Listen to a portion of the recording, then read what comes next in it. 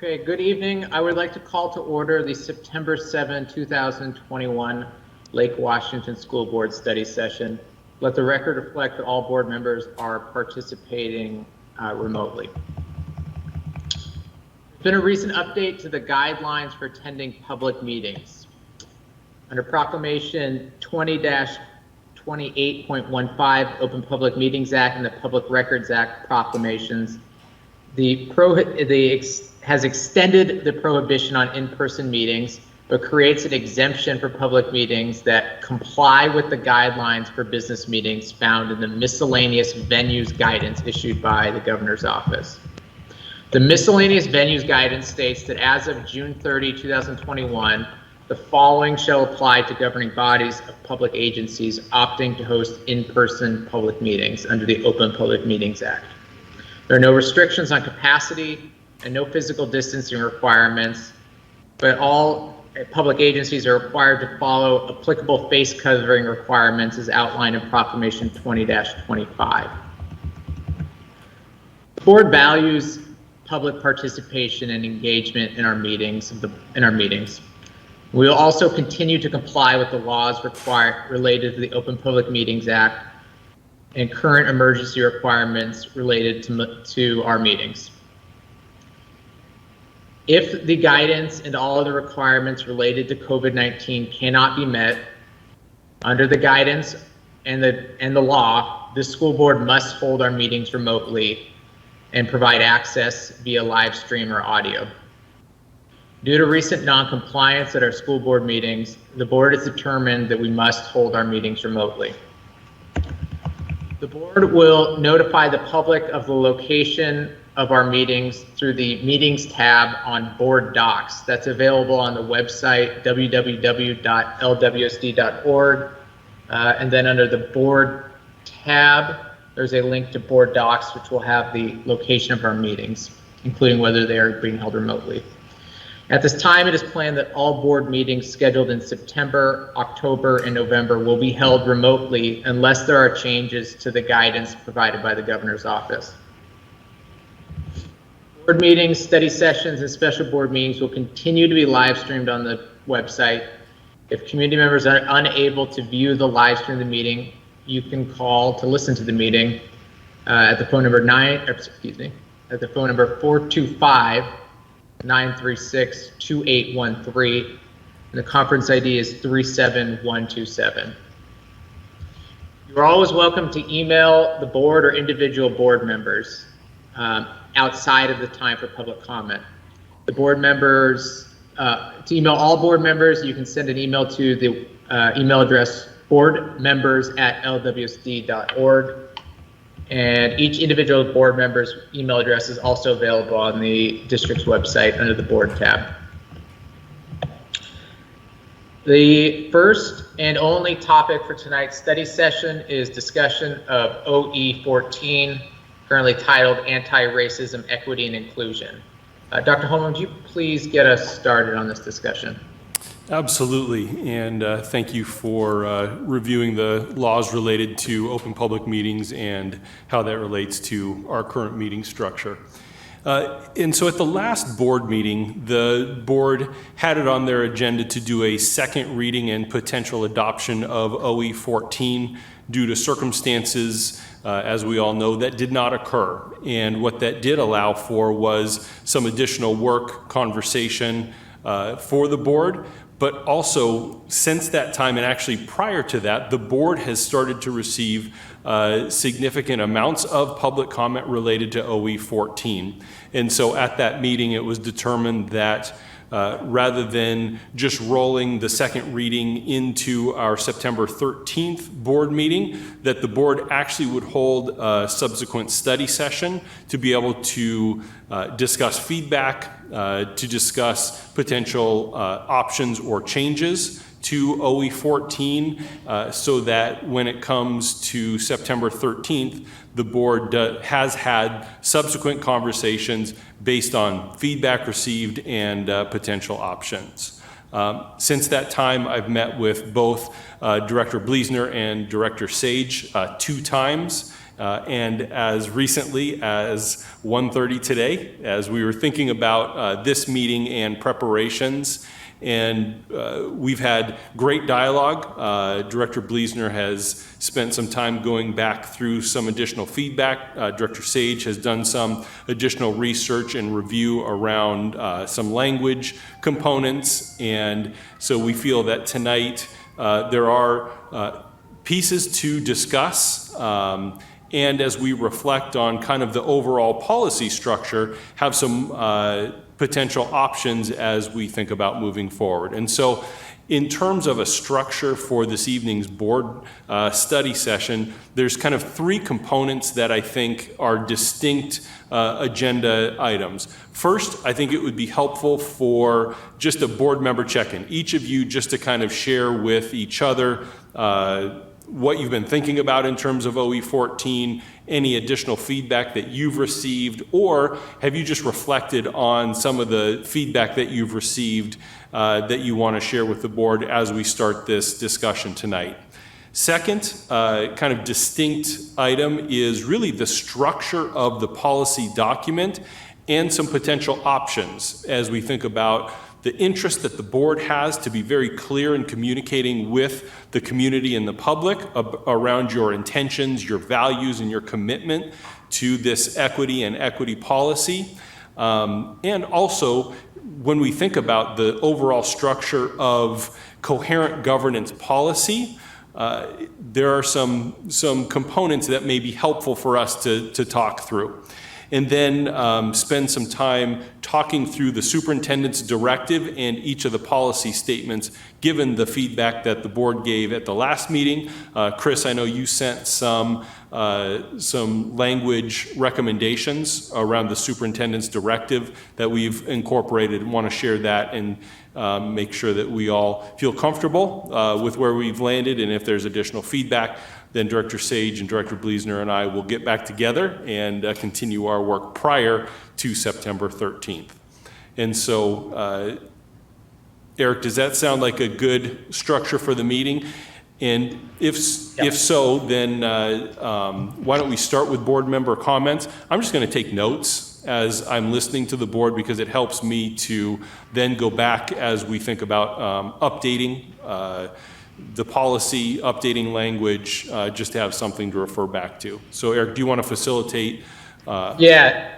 Great. Yeah, I was just going to say, it's been a while since we've had to do this all remotely. So I'll keep an eye, try to use the hand raise function on here, and I'll keep an eye out. And if I'm missing you for too long, to start physically waving your hands at the camera and get my attention, and we'll do it that way. Okay, who else would be brave enough to go first tonight? Theory, I think you did some historical research going back even before my time on the board, so I'm wondering if you wanted to maybe discuss some of that or move forward with another point.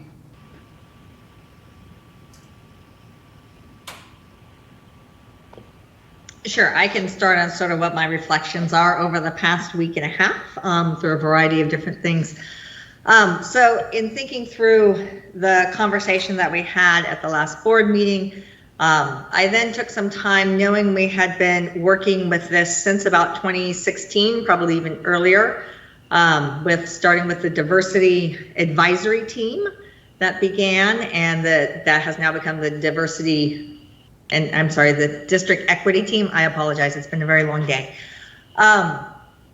And so I took some time to read through sort of the information we had done through that, follow through some of that information, and then went through all the feedback through the linkage sessions, and sort of wrote that up to get an idea of what were the key things, as well as then look through all the public comments and what was coming in through email, through public comment at board meetings, all the above, to sort of try to put that all together into a bigger picture. And start to try to break some of those things out to see where is it that we were at and how did we get here. And so I think some of my big takeaway in sitting through and doing that is that there was a clear, and actually I think Erica Kapur's email that just came in shortly before this meeting sort of captured my findings as I went through this in many ways. that there already was a lot of information of specific things within there that wanted to be changed. And so that was an opportunity to go through and do so. And so really trying to think about our superintendent directive and our specifics under those criteria as to what those are, and how are they really addressing the issue of anti-racism, equity, and inclusion specifically within those directives. And there are some specifics, and I can walk through those when we get there. The other piece that sort of popped at me was that whole first page of the document, and I think Debbie Lacey sort of highlighted this as well as many things. That's a component where we're laying out the board value and the background. We don't do that with our policy typically. And there was a desire to do that with this one because of the context where we are. It came, I guess in reading this, it sort of came to a recognition that potentially this might be better served in another format through a resolution option or through something that's outside of the direct policy so that it can be more explicit. So it's sort of trying to figure out, how does this board value and background statement, where should it live? Does it live with our policy, or does it live as a statement from the board? And we have to really think about, it's clear that the language isn't as, there's a desire for action-oriented accountability and all those pieces, and we say they're coming, but is there a way we can demonstrate that more effectively? Potentially not in the superintendent, I think there's components. So I think that's a discussion the board needs to have as to how that plays out. But that was definitely one of my takeaways, is currently how we have it laid out, there's problems. I think the superintendent directive and those pieces, we need to analyze those a bit, and then and how do we address that? And then the first piece, how do we really do that well, and what's its purpose of being there? Can I go second? Okay. So one of the things that I personally heard, just through my contacts, as well as information I've gotten in email, as well as communication to the board as a whole, is that there is not a clear accountability in the policy draft that is currently out there. And typically for all of our policies, the accountability is a discussion between the superintendent and the board upon metrics that will indicate success. And our policy does not, we don't create that with the creation of a policy. That's a second or third step in order to ensure that we can evaluate the superintendent performance and to see what end results are for kids. So I think that disconnect is really difficult to wrap your head around if you're not used to policy board governance. And so the idea of taking what we first have as our prologue or front page and creating a resolution where we can speak more clearly to our values is perhaps a better way to look at this, because we don't put the indicators in the policy itself, because that has yet to be determined. Will we be holding Dr. Holman responsible? Absolutely. But the community doesn't have a sense for that without those indicators in place. I just wanted to throw that in. And I have heard a lot of feedback around the community voice has not really been heard. In the prologue, people were really specifically calling out the front page, which again is something we don't typically do. We wanted to try and express value this time around, and perhaps we expressed it in the wrong format.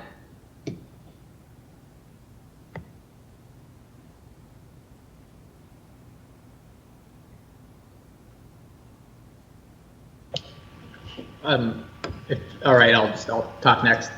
I'm not going to repeat what Director Sage just said, but the same feedback is the feedback I received. And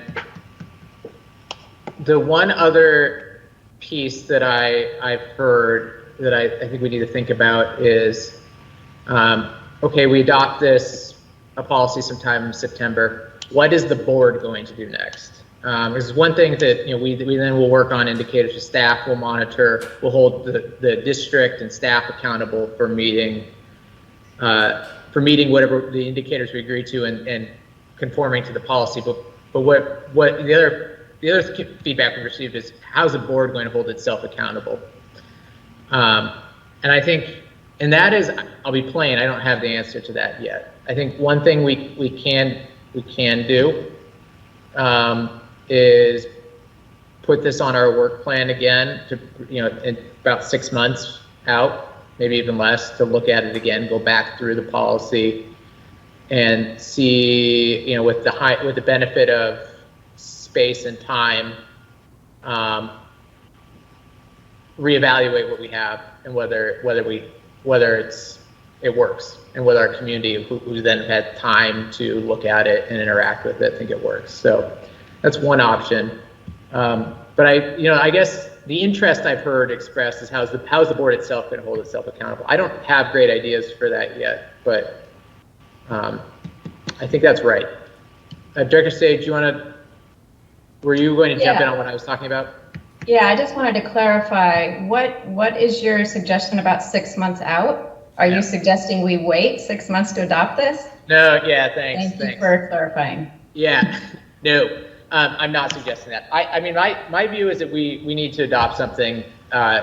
We need to get this adopted this month, and I would like to adopt it in the next meeting. And we need to get it. We do the best we can to get something adopted, and we need to get indicators in place, and we need to start monitoring and evaluating based on this policy. I do think that in addition to that, that the board needs to, one, we need to do our own self-assessment around this, and two, we need to have a process in place for us to review whether our policy works, whether the policy we have crafted it works and makes sense. The mechanics of that I don't quite have figured out yet, but I do think that's what we need to do.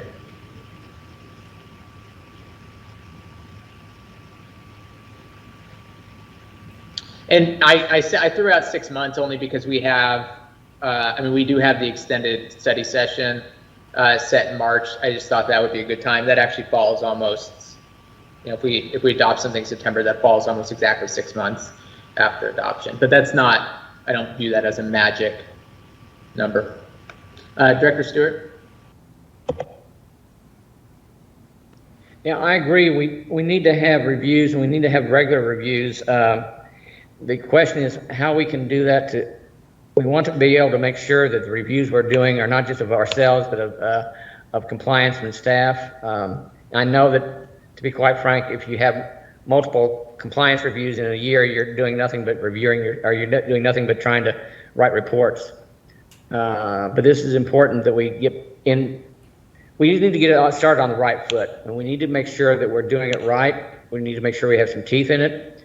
I'm hearing from members of the public that they would like to not only have us talk about anti-racism, equity, and inclusion, they would also like to have the phrase returned of anti-discrimination. That way it covers, we were talking race, we're talking all the other groups that we're looking at.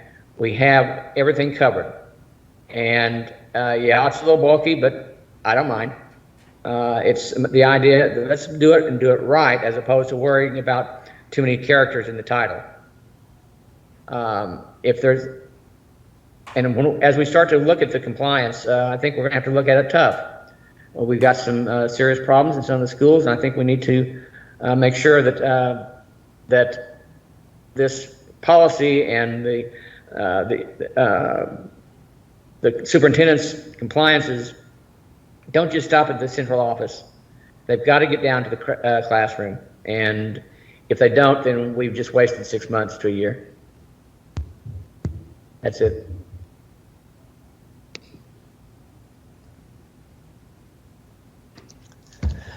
So, some interesting things have been brought up, and I'll get to those. I think this is going to be a useful discussion around the roundtable. As I've been going back through and trying to wrestle with this, I'm seeing, thank you very much to Ms. Caper for her statistical analysis of how many were submitted on each side of the issue. I'm presume that she's watching, and it's something that there's a difference between an email and an email that has the same body as the last email. So I don't buy the argument that this is an only 10%. I'm getting a lot of individual emails that are more concerned with policy. That said, this is something I finally sort of had some eurekas about this. One of the concerns for me throughout the entire process has been that this turns into a race policy and that race is the only thing in it. And to me, this is an equity policy. And an important case of equity is looking back at 40 years ago, girls were underrepresented in the STEM fields systematically. And we've done something right. That gap doesn't exist in our system anymore at the K-12 level. We've done something right by taking it seriously. We've been able to close a gap. And to me, this is therefore a gap policy. This is about finding and closing historically persistent gaps, which include race. I cannot deny that. That's an important gap. The flip side of that is, you know, when I get 40 emails asserting that race is the strongest predictor of student success in our district, that's not true. I'm sorry. The strongest predictor of success in our district, whether it's 5th grade math, 5th grade ELA, 8th grade math, 8th grade ELA, graduation rates, whatever metric I have looked at, is free and reduced lunch. Poverty is the strongest predictor of student performance. Behind it is SPED. This is something where it's very important to me that this is not only a race policy, because even if we closed all of our race gaps, we would still have a massive gap for poverty. And that, to me, is another of these persistent gaps where accidents at birth are echoing throughout society. Giving each kid a legitimate chance is important.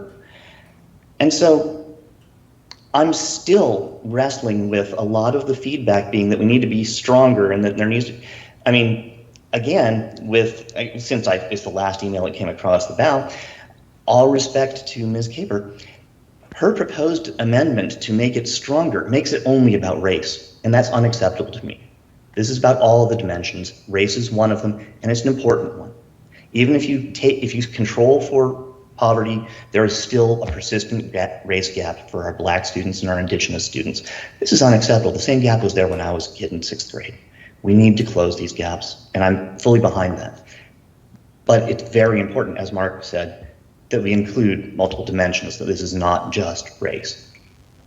Anyway, so that's where I'm at. It's hard, and it's a passionate issue, and people feel very strongly about this across the board. I respect that, and the amount of energy that people put into trying to give us feedback that means something.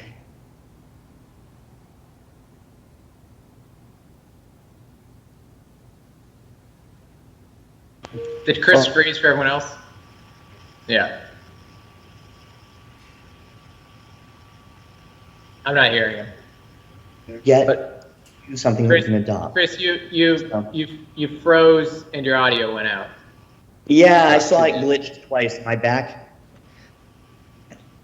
Anyway, it's at the end of the day, thank you to the community for all of the feedback that you have given, but this isn't something where it's a matter of weighing which pile of emails is bigger. This is about trying to find the best possible solution that we can implement now and that can be updated. And, you know, I usually consider a continuous improvement plan something that I'm skeptical of. In this case, I know it needs to be continuously improving. And so I love Eric's suggestion of a 6-month check-in, just something where it's not necessarily that we're asking the administration to come back to us with something, but rather a check-in with the community and a check-in with ourselves about, do we think that we're actually achieving what we set out to achieve, even before we see the numbers? And the idea of prologue as a resolution, I'm all ears. I'd love to hear more. That's something that we are doing something different here structurally. And if the prologue should be its own beast outside of our standard system, then so be it. I'm very much behind that. But it's definitely still something that It's much more important to me to get something imperfect adopted than to spend the next 6 months arguing to try and make it perfect. Mark, I see your hand went up. Yes, as far as divorcing the preamble, if you will, or whatever you would like to call it, and to put it into a resolution, I can see a resolution, and I think we should have one. We should have had one sometime back on this. We could have sworn we had something, but I guess I'm imagining things. But I'd like to see this lead-in policy statement, lead-in preamble, whatever you want to call it, in place. I think this policy calls for it. It has to, you have to kind of, it's like having a table of contents or an introduction to a book. You've got to set the setting. And without it, the other just, there's a disconnect. And to be quite frank, there's other policies we have, maybe we should have had an introduction to be quite frank. So that 10 years, 20 years, 30 years from now, the board that is in place then will see, this is the thought process. This is why we went through this. This is why we adopted this. And I think to divorce it entirely is a mistake, because then 30 years down the road, they won't figure out, why in the world did we do this? Well, now they know if we have a preamble. I have no problem with this also having a resolution. I think, to be quite frank, the resolution should come also, just to make sure that everyone sees what we're doing. Perhaps people lose things in a preamble, if you will. As far as I'm concerned, do them both. But I would not take away the preamble from the board policy. Director Blazner? Sorry, it has been a while since I've had to use all the mute buttons and different things. Just a few points. One is, I do believe for the separating and the resolution, I think having a very short 2 to 3 sentence preamble of the board believes being very reasonable. If I'm not sure a whole page, and that would go to the resolution that provides history in a different piece. I'd also like to, so Chris, I will respectfully disagree with you in regards to the issues around race and anti-racism and how that is addressed. I do think that is an important factor that we are building in, and I do think that we have not effectively done so, and I think our community has been fairly clear in that, in making that statement. So I do think there is work to be done in our directive, as well as within our superintendent pieces down below. I believe in that first part. In a resolution, we have capacity to be able to speak more specifically. This has been many years in the making, and there has been a variety of work that has been done in the sense of establishing school equity teams, in the sense of having a equity, opportunity, and inclusion department, which is now the equity and family engagement, hiring additional staff. So there's been a variety of working with Pacific Educational Culture Group, PEG down in Portland, bringing that in, the board's work that it's done. Lots of pieces, and this is just one step that probably should have been done when it started back in 2016, 2017. Multiple things came into play. But I do believe to not include race very explicitly and consistently, and utilizing targeted approaches to things in which to do things. You have an ultimate goal. We believe 100% of our students should graduate. Then we should be utilizing mechanisms and programs to reach into different populations to address their specific needs in order to have that success. And if those are system changes, policy changes, bias, programmatic influences, those are all pieces, and that should be reflected within this policy in some way so that that piece is clear. So that's the challenge. When I read, when I go through the comments, I look at the history of how this has changed over time from where it began to where it is now. It is significantly different, and I think that's a lot to be said for our change in our context, what's happened, the environment we are in. And the reason I believe separating and setting sort of in a at this point in time, here is our resolution and here are the things we should do, is because that can be what you said, Mark, the historical marker that shows it, that this is where the board was. The policy is to stand for longer and to be revised as it goes through. That doesn't change.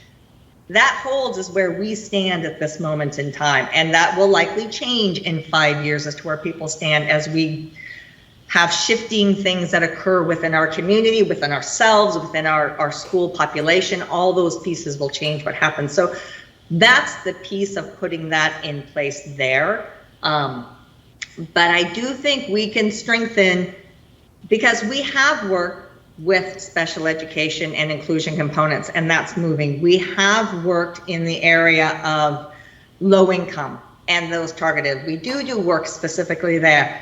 We have just begun the work really addressing bias and anti-racism within our schools, and I think we need to continue to do so.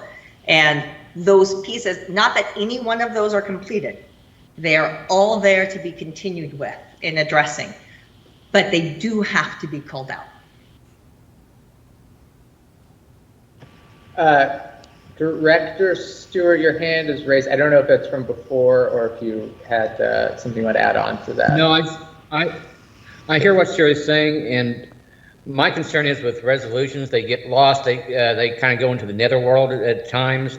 We have a resolution on this or that, and I don't know that it's really, you can never find them once people start looking for them again a few years down the road. I know we've had a few resolutions in the last 8 years, and I couldn't tell you 3 of them.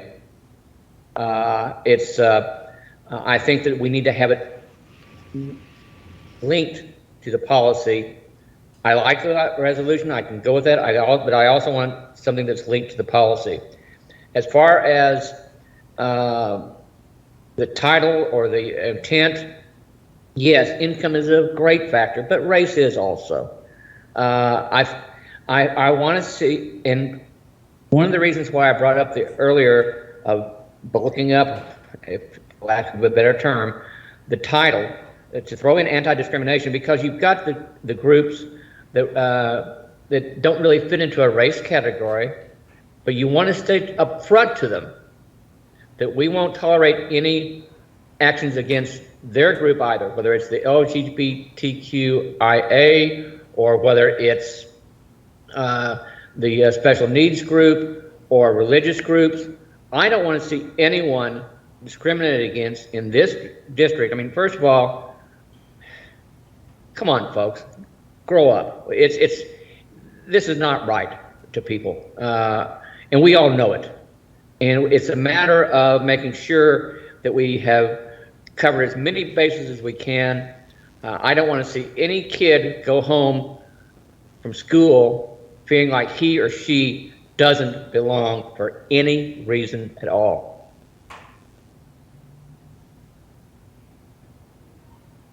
Director Carlson, I think, and then me. So it's funny, I get the notion that a resolution can be made rapidly, and I mean, in some ways it would be, in many ways it's actually something that we probably should have done more on a focused resolution front. Rather, in the wake of George Floyd, a resolution regarding anti-racism specifically makes huge sense. Yeah, and the problem is that didn't wind up connected to our policy. And so that's where I'm worried about Mark's point being accurate, that unless it's somehow carbon copied into the preamble of the policy, it winds up getting lost in the dustbins of history. And I'm not, so Mark, I think you already know this, but I'm not saying race is unimportant. It is important, and it is inexcusable that it is still important. It should, I mean, damn it, I thought I had missed civil rights as a child, and here I am looking at the same problems. We do need to do better. And so how do we get the resolution to I need more details on what you're thinking for a resolution, Siri. I mean, is it really just chop this off and add some language to it? Or is it something where, I mean, even if we do a resolution, I definitely think we should CC it onto the front of this policy. That, to me, unfortunately, and Mark, I love the theory of letting people in the future know what we were trying to do. The problem is that really, as any legislator actually knows, the only thing that matters is what words you got into the law. And your intent is beside the point. It's, did you get something that's effective? So towards that end, getting something started remains an important detail for me. Imperfect, but start it, and let's add to it as we figure out how to make it work better. Yeah, sorry, I'm not saying anything new, so I'm going to shut up.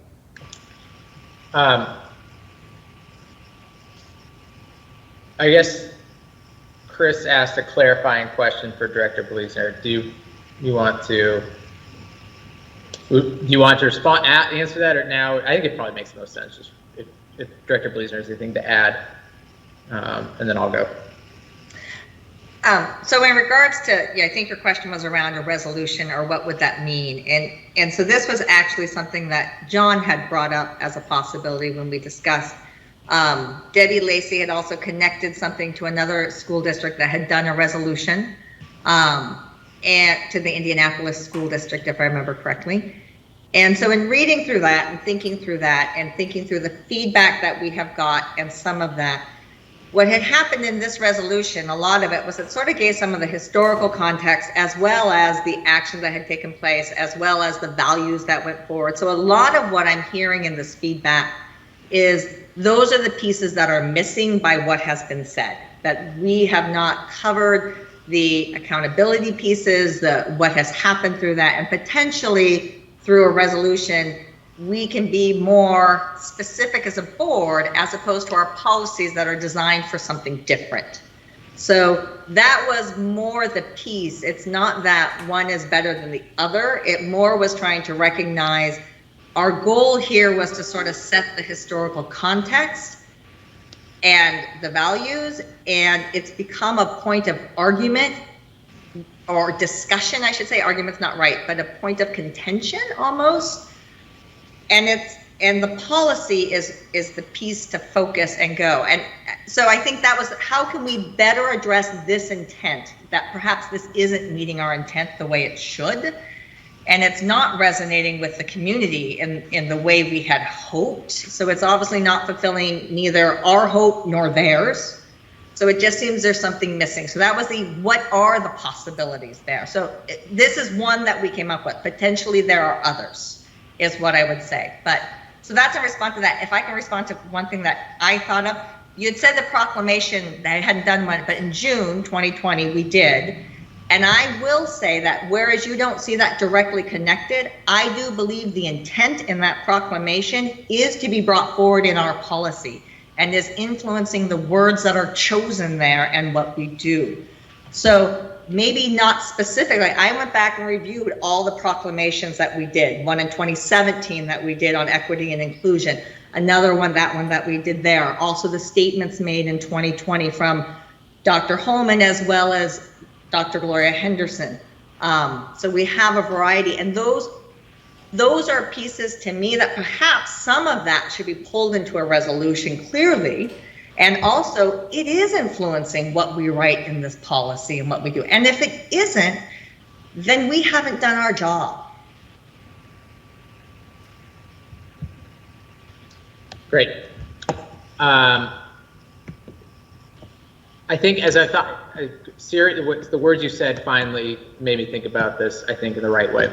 And that is that the issue, I think, that I have found with our, the board value statement is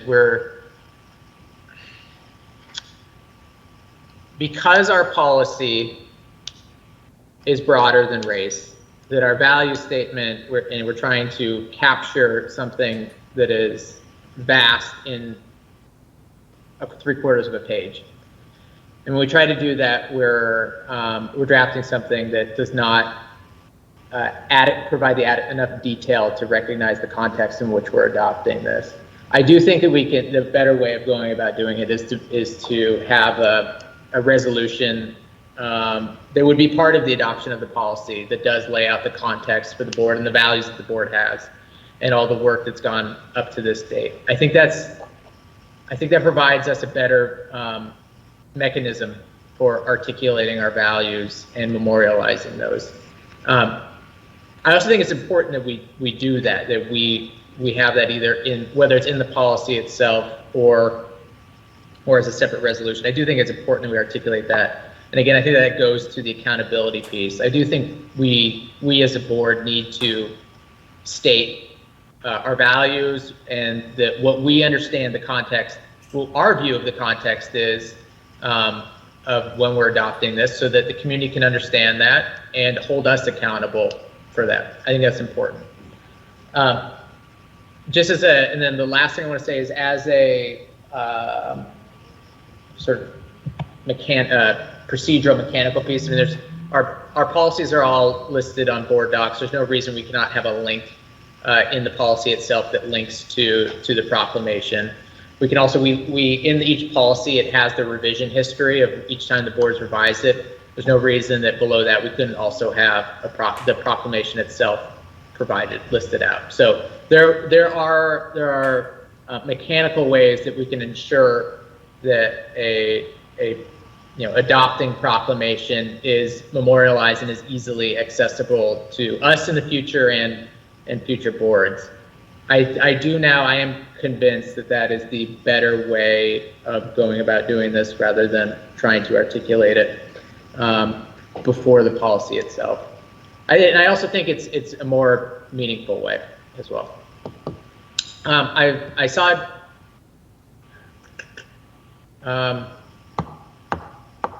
Okay, so I have three hands. I've lost track of the order in which they were raised. I'm going to go with Director Sage first, and then unless Dr. Holman, do you needing to respond specifically to something I just said? No. Okay. Director Sage, then we'll do Director Stewart, and then Dr. Holman. I was also going to suggest cross-referencing and linking the resolution to the policy once it's adopted. Yeah. And the reason in the very beginning of the creation of, my time in the creation of this policy, I have been thinking we really needed a value statement to sort of explain what is at the basis of what basis we are operating from for equity. And so I kind of feel like I've led us down this path that has not been successful, and for that I apologize. I do think that we still need to be able to express that the values that we have for equity, and the resolution does that for me. I do think we're going to need a little bit of time to work on the resolution, though, because I do think there's some additions that we want to consider. Director Stewart and then Dr. Holman. Well, I respect the fact that y'all have been able to go through and find these other pieces. The question is, can our public, our parents have a hard enough time finding the policies when they have to go through the computer, and they have hard enough time finding the board docs to then add another piece to the puzzle? I question whether or not this is going to be accessible. Just because it's there doesn't mean it's accessible to someone who is not fluent in our website, if you will. And that concerns me. It's the same way of saying, well, gee, it's on our website, you can just go look. Well, come on, folks. That's not the way the world works when it comes to communications. You have to be proactive as well as reactive. And if it's a resolution only, I'm not going to fall on my sword over this, but it's just the idea that I think really that we need to have an introduction. I think if you're trying to divorce these two just because you feel that we've found an impediment to getting a policy rolling, I'm not sure that's actually going to do the trick. I think once the policy gets rolling, it's still going to have some bumps to hit. And I don't think we're going to be able to, by separating the two, it looks like we're trying to weasel out of it, to be quite frank. And I don't approve of that. But, so whatever, you know, I'll go from only one vote.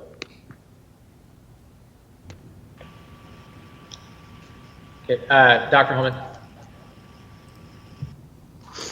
So I think it was it our first meeting after the last board meeting when I brought up the idea of a resolution? And so the reason I brought it up, whether it's to supplant the current language or, you know, whatever that, what I've heard from the community is, what is the board's call to action?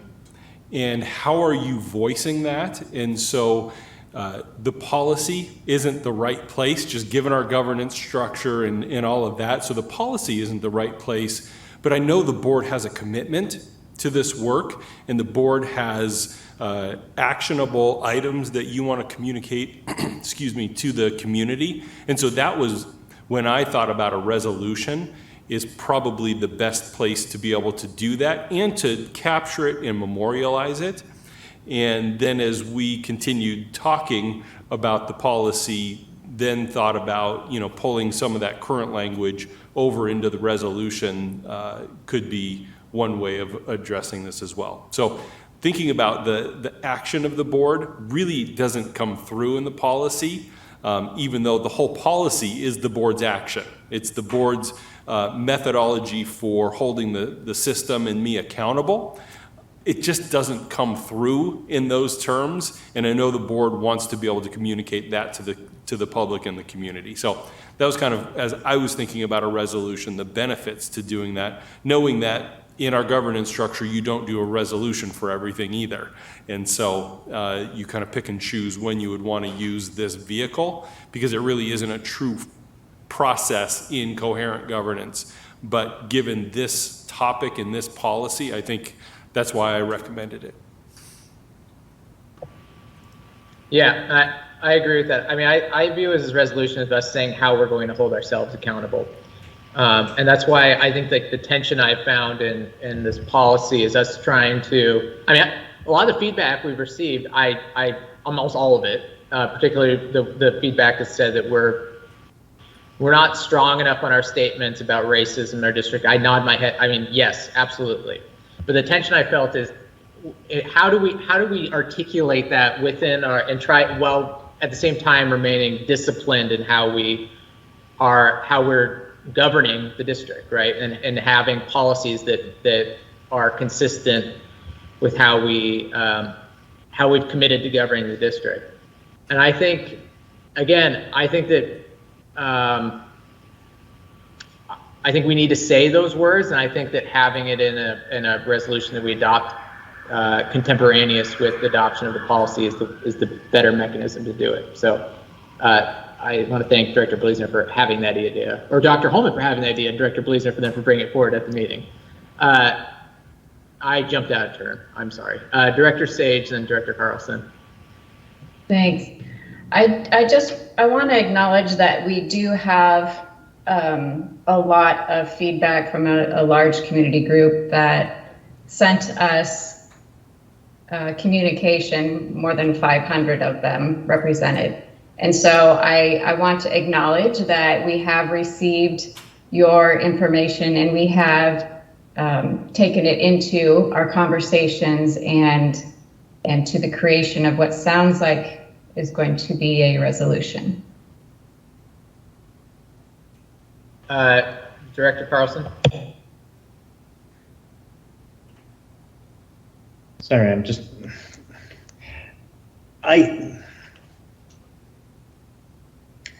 what does this make our timeline? The resolution language, I mean, there are a couple of things. My first reaction is that accountability is a word that's been used a whole lot from the community about this, and yet what does accountability mean? I want to see the gaps move. I want to see the needle move. I want to see us close gaps on historically marginalized communities. But as far as accountability beyond the fact that I believe that, I don't believe that there's anything we can do that can make me clearly accountable any more than our existing structure of every 4 years I'm up for re-election. That is the accountability of a board director to the community. The accountability of a board director to themselves is a different matter. I will consider this whole exercise a success or failure based on whether or not we manage to close some of these gaps. If they're starting to narrow by the time that I leave the board, I will consider my time a success. If they haven't, I will not. But that's not something that I think we need to spend weeks or months wordsmithing for the community to appreciate that. So anyway, okay, I can support a resolution. I do not want the timing of the resolution become bound to the timing of the directive to the superintendent. This is something where they are two separate issues. Ideally, we would be able to get the resolution out first, but at this point, I feel like we're further on that than we are on the directive to the superintendent. So given that we're closing on halfway on our scheduled time for today, yes, I'm comfortable with that, but we're not going to resolve a whole lot more on a resolution today than, yes, we can work with that as a model. But now if we go to the second, everything after the background, can we get the directive, the second page of the existing draft, can we get that closer to being adopted so that we can get it adopted before October? Dr. Holman?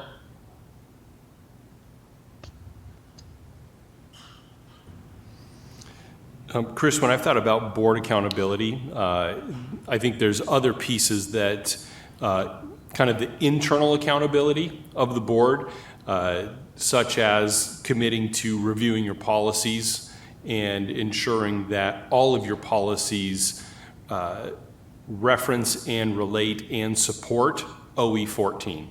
And so making sure that from your, governance culture, governance operational policies, board superintendent, that they all actually have an equity lens and a review in that term. I've thought about the board potentially adopting and thinking about an equity analysis tool. So let's say a decision needs to be made around a curriculum adoption. Well, does the board have a tool that you're thinking about in analyzing the adoption of that curriculum? And has it been vetted, and does it have a background in equity and support the board's commitment and policies? And then to me, the ongoing professional learning of the board focused on equity. So as I think about internal accountability, because you're right, the macro accountability is always, elections and things like that, but it's also the ongoing internal accountability that the board can hold itself accountable and be transparent out to the community for that.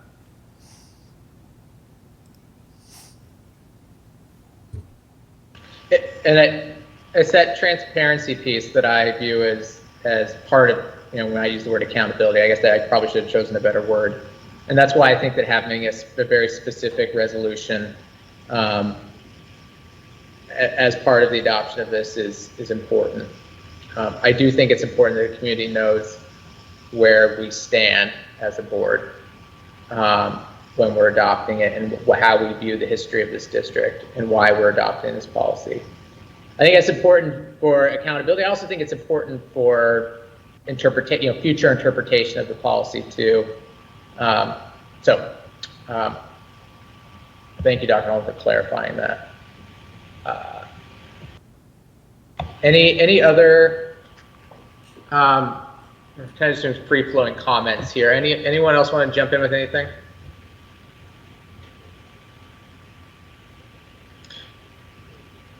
Okay, I'm going to keep talking then.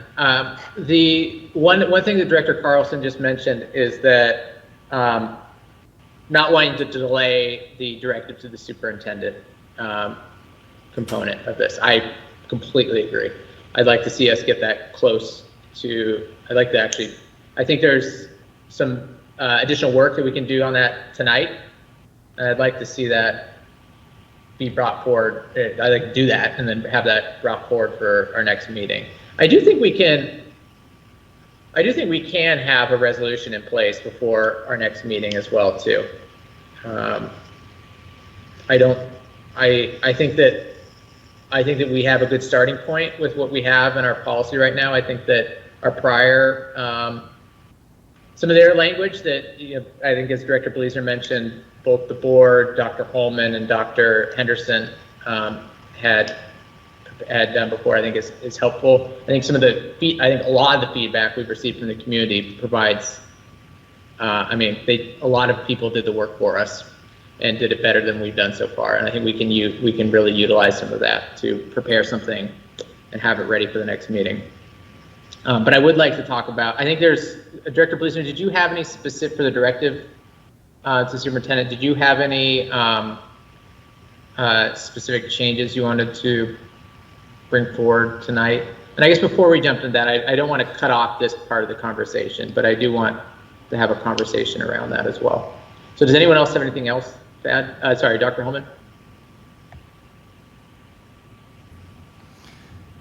And so if we do want a resolution by the next board meeting, it would be helpful just to hear what the board wants as part of an initial draft that you would see in that resolution, knowing that the turnaround is less than a week.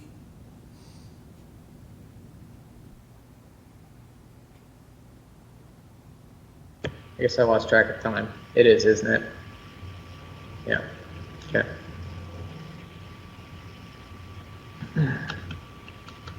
But I agree. I do think we could actually get something drafted for the board to see in a couple of days. I think there is a lot of language already available, not only on our district website. I think the board has spent a lot of time in that policy language, and I don't think we would want to just leave that and not use that language. And so, but just kind of hearing the different pieces that the board would want, then I probably would take a run at an initial draft of it, so it's in at least a consistent language or voice to start with, and then take board comments from there.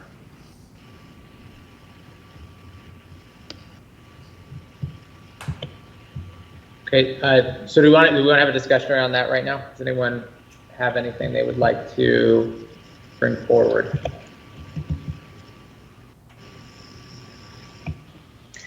I would want to include some of the historical context behind it. Because there has been a lot of time, energy, and things put into the process and things put into place due to that energy as well as places to continue that work.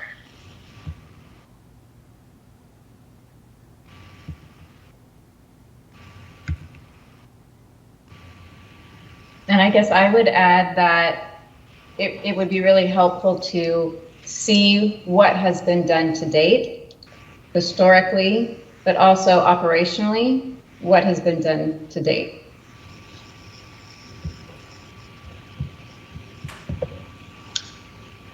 I'll jump in if that's okay. Director Sage, your hand is still raised. Did you have anything else? Oh, okay. Okay. I think it's important that we state specifically the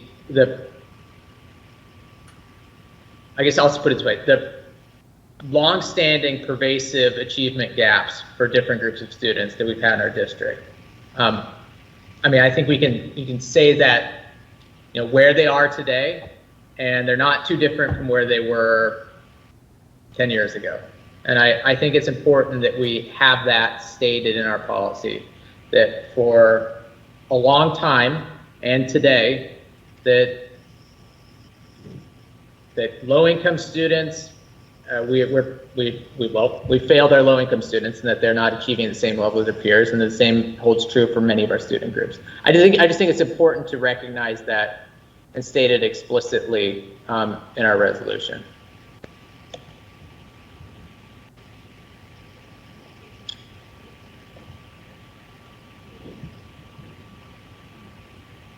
And honestly, hopefully 10, 20 years from now, people will look back and look and with mouth agape about and seeing those numbers. I think it's important to have those on paper too.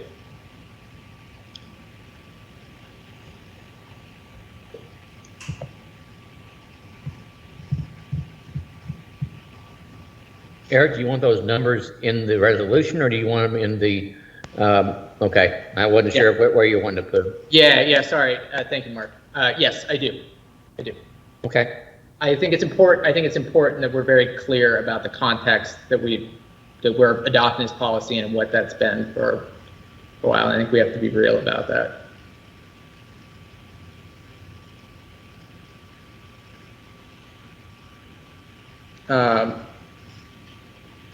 Dr. Holman? A couple other thoughts that I have around the resolution. One, board commitments is something I've thought about. And I think we've also heard from the community. They want to know, like, what is the board actually committing to? I think also we actually have student voice that lends credence and evidence for why this policy is so critically needed. So I think including student voice in the board's resolution is a good idea. And then board action, and maybe that kind of plays in with the commitments, but those were three things I was thinking of as well. Agreed. Thanks for capturing that. Anyone want to jump off on any of that? I have a few thoughts, but I don't want to monopolize. So I was just thinking about what those commitments would be and should be. I think first thing that jumps to mind is I think the board has for the last year participated in equity training. I think we need to commit to continuing to do that. I think personally, speaking for myself, that a lot of the feedback we've received has highlighted for me that I still have significantly more learning. I need to be more thoughtful about this work as well. So, I know that I need to keep participating in training. I think that I've heard that from the rest of the board too. It's something we'd like to do. It's important. I lost my mind. Commitments. Review our yes. policy. Yes, right. Okay, can I, one more thought on that. One thing that we have done this board, and myself in particular, have done a poor job at is evaluating ourselves. And I think we need to commit to, as part of we need to commit to having an annual board evaluation. I think as part of that, we need to commit to our evaluating ourselves through having an equity lens component to that as well. And I think that needs to be part of it. Director Sage? Okay, don't forget about the reviewing process, but, okay, now I've lost my train of thought. What was the last thing you said? I was talking about board self-assessment. Yes, thank you, it's back. I think we can do more than one a year. I think maybe every 6 months would be more appropriate, perhaps even a quarterly debrief.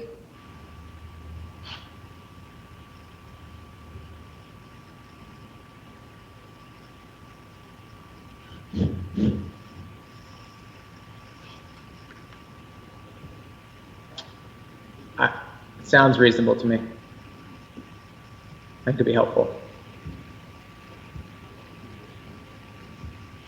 And then Director Sage, I think you also referring to, I want to make sure it was captured, that we do commit to reviewing this policy again in short order. Do I have that right? I think Director Stewart brought that up maybe at a 6-month waypoint. Yeah. Okay. But I was speaking to what Siri, you had just mentioned about reviewing our policy and procedures for creating policies and procedures. And our own governance practices and all those pieces, and how do those now align with an equity lens as you go through it? Okay, yes, I agree. Thank you. Excellent. That's great.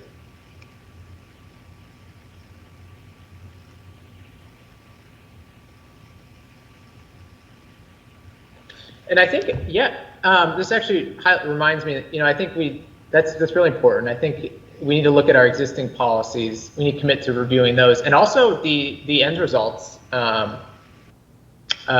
goals that we've set. And I think in sort of informally, it's something we've bounced around already, but I think committing to doing that and putting a process around there is something we need to do.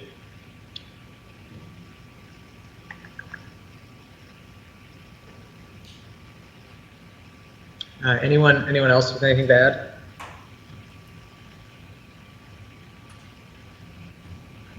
I think that gives me a nice, clear direction to write a thesis. Yes. So I guess that was be the second part of this is, I guess, Dr. Holman, are you able to synthesize what we just threw at you and provide a proposed draft to the board? Yeah, I will try and provide a proposed draft by Thursday. Wow. Okay. Thank you for doing that.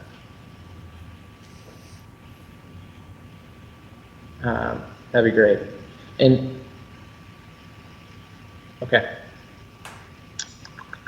I'm just trying to think of then a process. So we've all talked about what we'd like to see. Dr. Holman's going to provide us a proposed draft based on the words that we just spoke aloud. If the hope is to have this come forward at our meeting on Monday, I'm just wondering if we need another opportunity to discuss that as a board before Monday, and whether, I guess I'm leaning towards yes. I'm wondering but I'm curious what others think.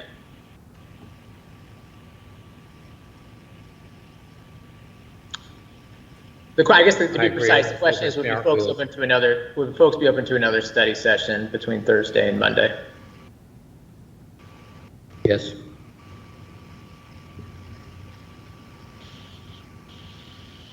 Director Blazner? If needed, that would be fine. Yeah, okay.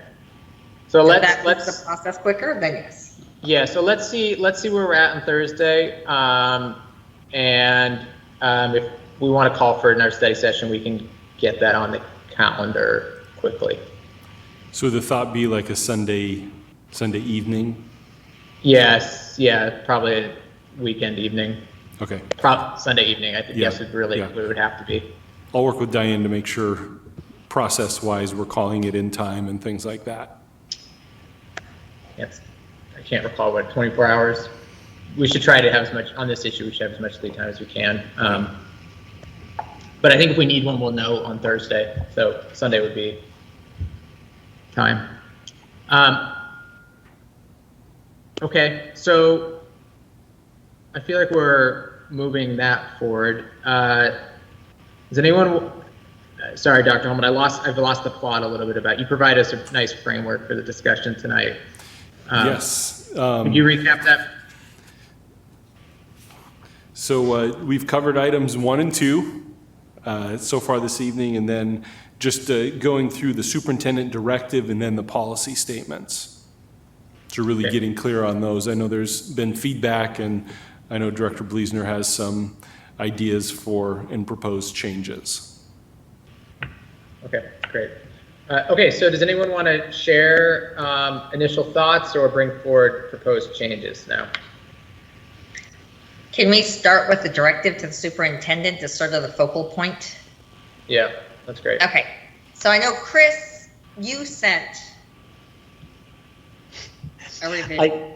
I intended that to have been sent during our last meeting, that the send button never got clicked. So that was literally during our last Monday.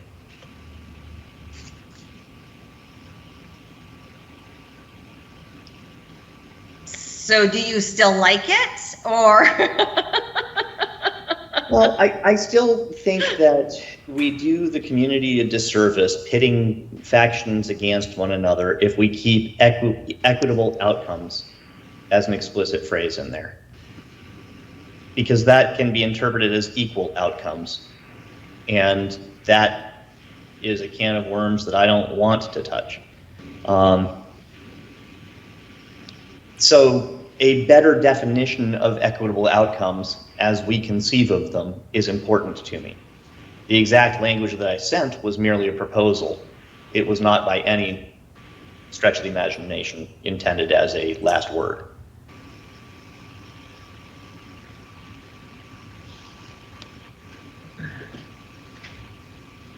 So there were a few pieces that came through the feedback of some potential changes to do. So yours, Chris, was one in which to try to deal with equitable outcome and address that in a different fashion. And that was addressing a variety of comments that had come through and concerns about that. The other piece was there was definitely speak of how do you ensure that anti-racism is being addressed through the directive. So there was one very clearly laying out that way. Of adding that in. That's in the email that Erica sent. I don't have it immediately handy to me right now, but you can all see your email. It's the first comment she has in there. So that was another one, as well as a few others that broke through that way. I did a little research through other policies as well that do directives to superintendent. I went back to the original equity policy we had initially drafted back in 2017, 18, to see what that directive was there specifically and how it was done, to try to see if there's anything, how to call this out any differently than what we had there. And I had brought up the issue that I was concerned by only saying high expectation, that we were potentially losing something through that. And wanted to incorporate inclusive still because of the way in which it views a broader view in many ways. So I don't know what's the best way to look at what those changes might be. So what I can do, what? You're going to say something, Eric?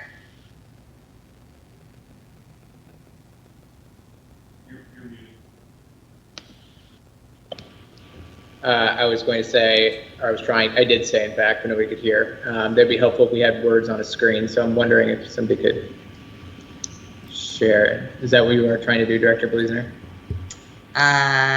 Yes. I don't know that you have. Dr. Holman, could you give Director Bleasner presentation rights here? And I guess before we do that, I'm sorry, Mark, your hand went up and I should have called on you. No problem. It was just in response to Chris's point about the equal versus equitable. I'm reminded of the difference between the two when you're in an emergency room. If you give everyone a Band-Aid, that's equal treatment. If you give them equitable treatment, that means you fix a broken leg the way a broken leg's supposed to be fixed. You stitch up a wound the way it's supposed to be fixed. You don't do the same thing for everyone. You do what is needed for everyone. And to me, that's equitable. So I hear you on that, Mark, but that's equitable treatment. Equitable outcomes is saying everybody has to survive in the emergency room. And that is a problem for me. I don't think that's what that means. Okay. I think we need to make clear some of the definitions. I agree. The definitions are critical here, and they're still not here.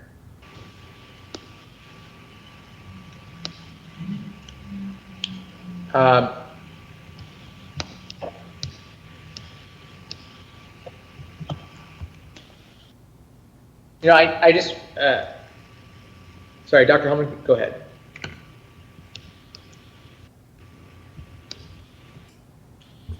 I'm just trying to make sure that, Director Bleasner, are you able to present now?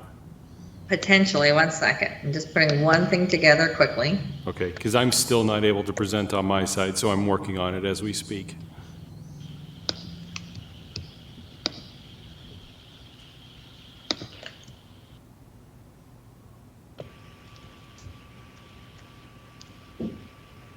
While we're waiting, I had a chance, I was reading, I think we've referenced Erica Kapoor's email a few times. I want to thank her on this for taking the time to go through all of that feedback and synthesize it for us and provide it. Is immensely helpful. The specific recommendation, I think she was forwarding a recommendation by Heather McKnight for one of the directives. As I look at that, that to me is like that's a no-brainer change. And it was the directive to the superintendent that begins, the superintendent shall establish and maintain an inclusive culture for students, staff, and families, et cetera, et cetera. So that email, I just want to, rather than read it aloud, I would just recommend that everyone take a look. It's an email we received at 3:49. See, I can put. And it's below, there's below text that's in red, and then there's the proposed additions are in bold.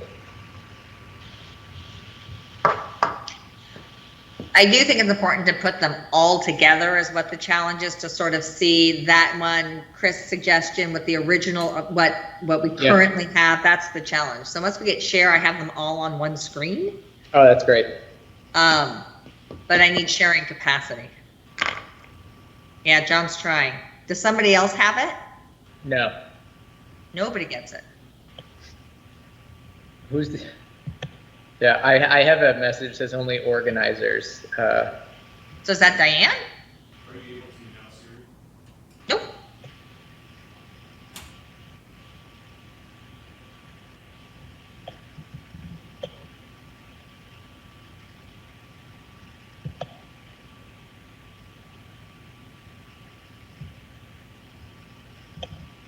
Chris, you have your hand up. Yeah, but it'll be easier to discuss when we get it in visual. But, you know, I appreciate the Heather McKnight comment, but to me, this winds up making the entire directive to the superintendent about race. And I don't see anything here about religion, sex, transgender, LGBTQ. I don't see poor. So that's my problem. It's not an inclusive directive. It's a directive that spends a lot of time talking about eliminating racist systems, structures, and practices, but not about, and by the way, there are other dimensions that matter. And so I'm really conflicted by this. I don't mind having this as a clause or as its own special emphasis piece, but to have it be the directive to the superintendent above all the OE 14s, I really have a problem with having race called out. The number of words devoted to race, well, given that there are 0 words devoted to any of the other dimensions, the number of words devoted to race is an infinite excess over all the other dimensions that matter to me. And I have a problem with that.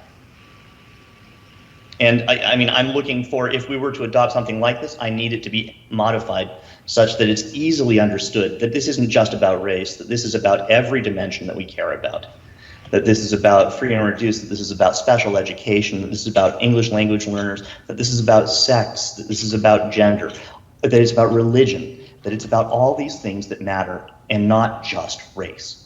And that's why I've been pushing back so hard. The thing is, I totally appreciate that race is important. I'm not trying to exclude it from our policy.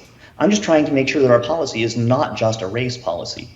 Because if we had just written an equity policy back in the 70s that addressed sex, then we could have declared success, that we've closed the gaps for sex, and yet we'd have all these persistent historic gaps, and it wouldn't be success as I see it. So it's really important to me that this thing doesn't wind up being too tight around race. And I need help figuring that out. Thanks, Chris. That's helpful. We're still sorting out our technological issues here, Doctor. So currently, it says that everyone has sharing privileges. Yeah. The joy of. Siri, Yeah. can you email it to John? I I think was John- about to ask the same No. thing. Okay. Nobody Okay. has capacity. All right.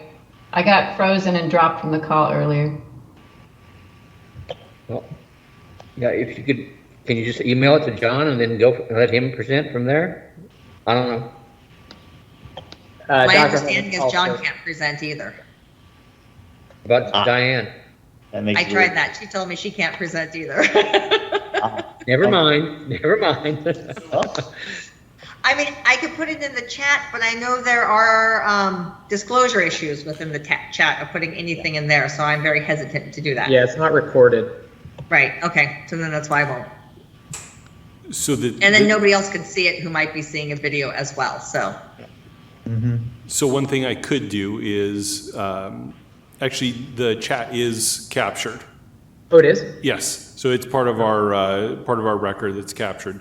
Good. And so Siri, if you do put it in the chat, then everyone would have access to it. I can bring it up on my screen, and then those viewing the live stream would be able to see it on my screen, even though it wouldn't be viewable to all of you. And I can do a split screen and show the board on part of the screen and show that document on the other part of the screen. And just as you're walking through it, I'll just scroll through it. And then everyone Okay. can have it up on their computer as well. So I'm gonna put it through in 3 parts. I'm gonna put through what the current one is. So that's the one. Let's see, oh gosh, it won't. And this should have the scratches. This is current.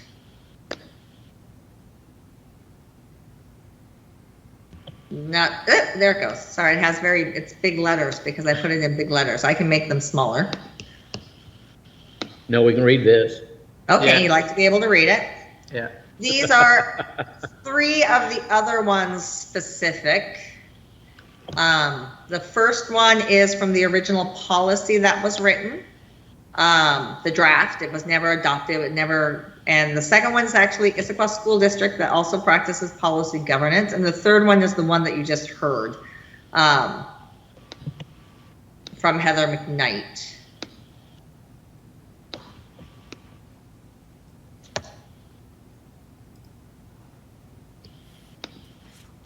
And I have not put yours in yet, Chris. that's fine. I mean, honestly, mine is a particular piece of it, not, these are fine.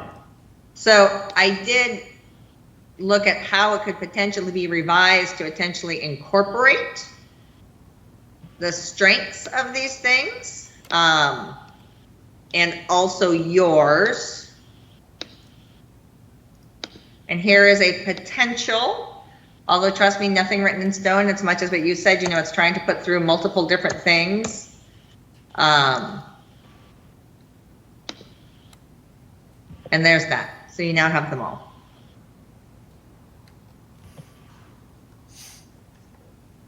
I have a question.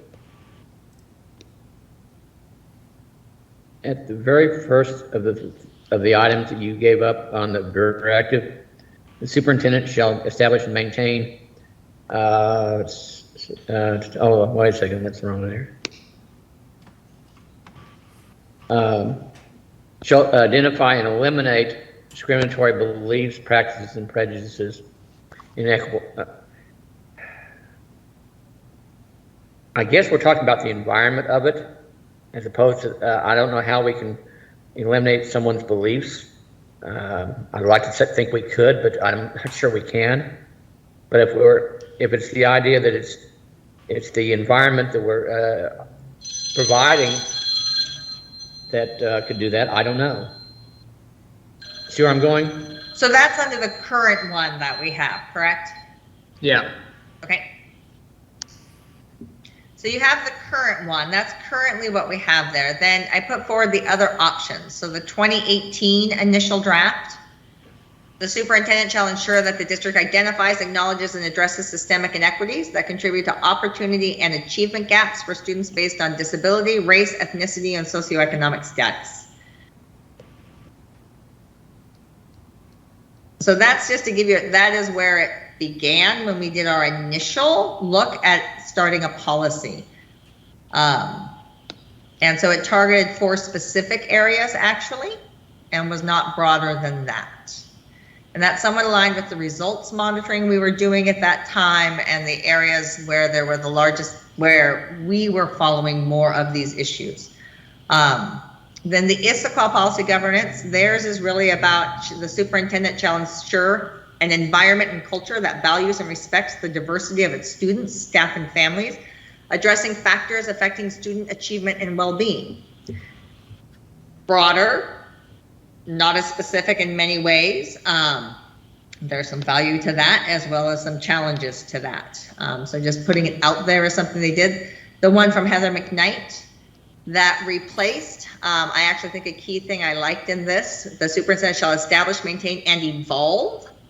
I think evolve is a key thing to be thinking about, an inclusive culture for students, staff, and families that identifies and eliminates and replacing what you were just speaking to, Mark, replacing that with racist systems, structures, and practices within LSWD, and replacing those with anti-racist systems, structures, standards, and practice based upon data, best practices, and the lived experiences of our students, with the goal being equitable opportunities and outcomes for all students and for LWSD to serve as a model for other school districts. So that was one of the revisions that came through that really was wanting to focus specifically onto anti-racist and racial equity components.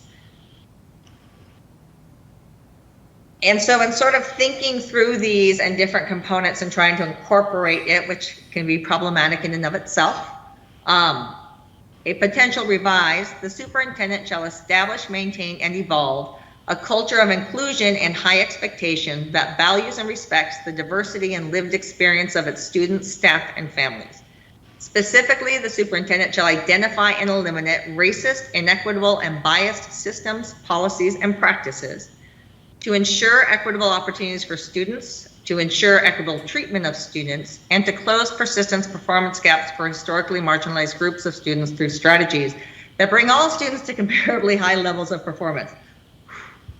It's a long last sentence. And those were the pieces that you had put forward, Chris, in trying to sort of explain out the equitable outcome component. So ironically, I'm trying to find a way that we can take the best of each of these pieces, because the McKnight statement is fantastic. It's just that that first sentence is only about racism. And we need another sentence that says that equity is much bigger than just racism. And here are all the other dimensions that we expect to see the definition of an inclusive culture include. So because it really is only 2 sentences, and the first sentence is only about one dimension of all the things that we're worrying about, and then none of the other dimensions get called out explicitly.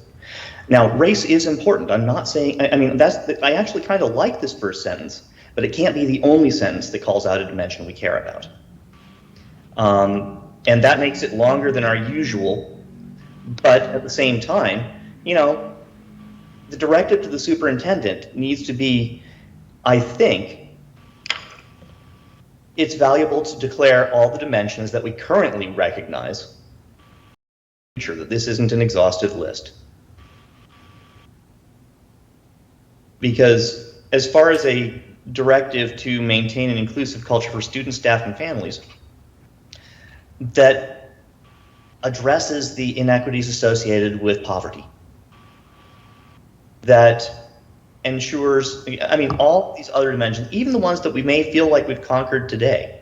Sex is not something that's the highest priority item for us to address because there are very tiny gaps between the sexes. But still, there are gaps.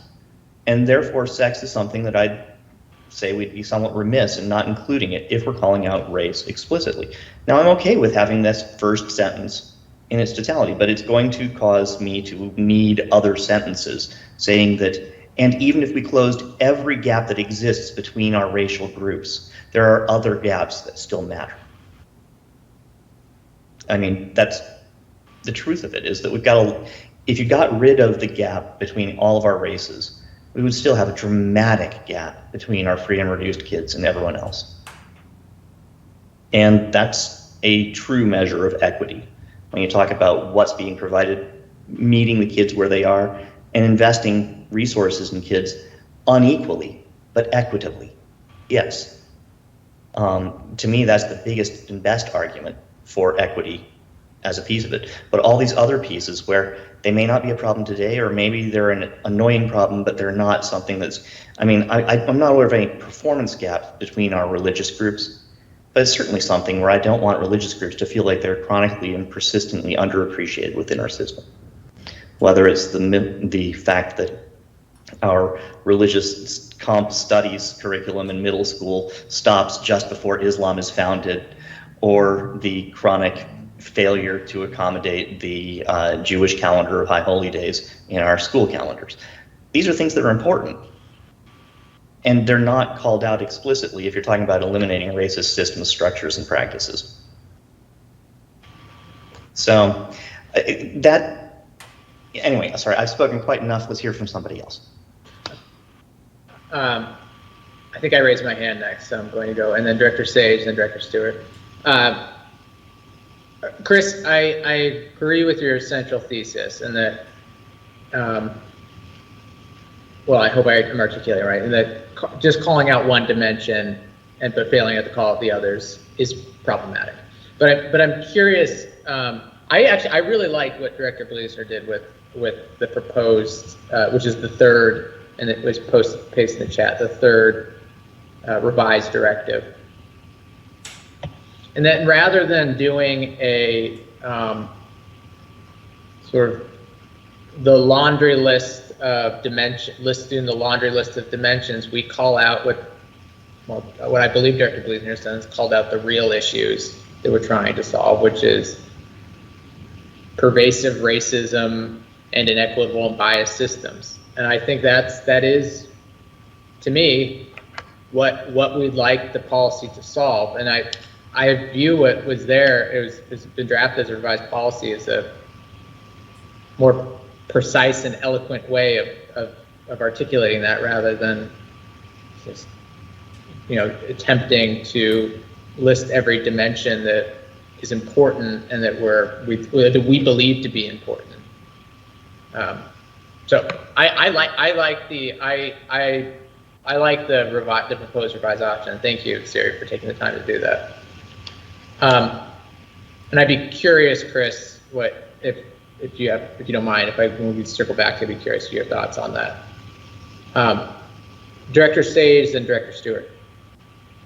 Well, unless Director Carlson, unless you have thoughts right now. I just had a clarification from you. Which one are you talking about? Well, it's in the chat. It's the very it's hard. It's the very last. Because God forbid, the very last one, I think, is the set of edits I had sent back to Siri. And I don't think that's necessarily the one that you're talking about. It does include your last three components that you put forward, and takes out equitable outcomes. So yes, that is what that one does. Yeah. It doesn't have to. Right. Well, at any rate, I like the last one that's pasted in there, whoever drafted it. Sorry, Director Sage? So I really need a definition of equitable so that I can move forward and understand what it is that we mean by that term. And I think some of the disconnect with community is this is an anti-racism, equity, and inclusion policy, not an anti-racism policy or not a race policy. And I think sometimes equity is used and it means something to different people. Having a special education student, to me, inclusion is equity. It means racial equity as the forefront for other people. And I think that's maybe we need to define equity.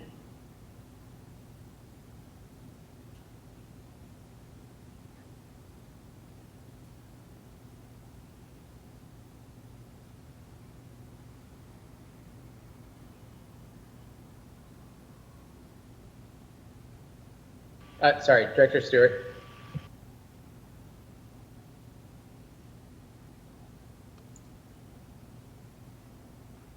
as I'm looking through it, it's discrimination destroys opportunity for whatever group it might be, and it's not just the achievement gaps, but it's the opportunity to close those gaps, to excel. We can put on paper every policy possible, but I look at the holiday calendar, which you just brought up, and yet, one, we're meeting on Rosh Hashanah. Two, the Meet the Principals nights at some of our schools is on the very holiest of holy days of Yom Kippur, and yet that the calendar's been out there, and God knows no one looked at it for Yom Kippur in particular, because the high schools are having their Meet the Principals night. It's not like we're asking them to cancel school. We're just asking them not to put things on the right days, or put them on the right days and not put them on the wrong days. And as we, I guess someone, if they wanted to be specific, we could not only talk about anti-racism, we could talk about anti-ableism, anti-sexism, but I think that if we have anti-racism, anti-discrimination, equity, and inclusion, we're covered. Not just covered, but I think we're doing the right thing. We've covered all the groups that I think that have been historically marginalized, that have been pushed aside, that have been had their opportunities taken away from them, or have had roadblocks put in front of those opportunities. I think about the ELL students, and if they can't access the classes, if their parents come to IEP meetings and don't have didn't know they were entitled to an interpreter, I think that's pretty much past now. But early on in my kids' school career, that was not de rigueur. It was just only if they asked for it. So. Anyway, that's what I've got to say.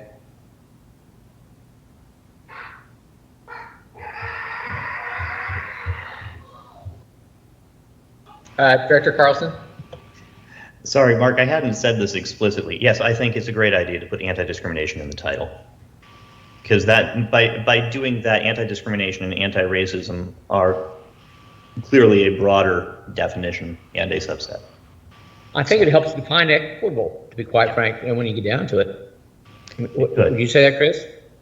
It could. I mean, this is something where the definition on equitable is really important for all the reasons that are out there. And, the equitable opportunities, it's that all kids have the access. To me, that's something where when we see, a lack or a complete absence of free and reduced lunch kids in our highly capable programs, that to me is an inequitable opportunity. Something is wrong with how we are finding the kids who participate in that program, because I believe that poor, gifted children exist. And then equitable treatment is something where it's not necessarily an opportunity, but that really speaks to the calendaring issues, because that's something where it's trying to provide a way that nobody feels like an outsider, that they all feel part of the community and respected. And the last piece is around these performance gaps, and that historically has been where I can confidently measure whether we're doing better or not, because I can see the numbers. It's harder for me to see the numbers. I mean, yes, Mark, I see the Yom Kippur problem, and I find myself not pleased with it. But when it comes to the persistent performance gaps, and I don't feel like that's the one where I'm not real comfortable with. It's so wordy. I mean, as Siri pointed out, it's not possible to read the sentence in a single breath, and that's a problem. But it's still something where I was trying to get at very specifically. This is my definition of equitable treatment, and number 3 is my definition of equitable outcomes. And wordy though it is, that's where I was trying to go with it. But at the same time, I don't want anybody to feel like, oh, I'm not taking anti-racism seriously. Racism is important, and I feel like, did I get anything in there? Most of before the bullet points was lifted over from our last draft, I could see putting in something between the sentences, after families, before specifically, that to add something that is akin to that first sentence from the McKnight. There are many dimensions we care about, but we are calling out racism as a particularly persistent and frustrating dimension that we want to have addressed. So, anyway, Eric? First of all, the fact you can't read it in one breath, I don't care. It doesn't matter to me. Whatever. It's not a speech.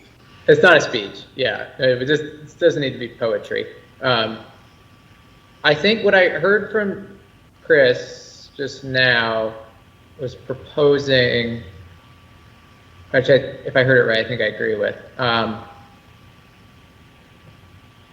So what I think I heard, I guess what I would just propose, if it's not what I heard, is that the 3 bullet points following in the revised directive of the superintendent, the one's titled that, which is the very last draft directive pasted in the chat. There are 3 bullet points. And the one thing that's not captured, the first one is to ensure equitable opportunities for students. The one thing that's not captured is ensuring that our system is not racist. And I think working in that concept appears above, but not in the bullet points. And I think working in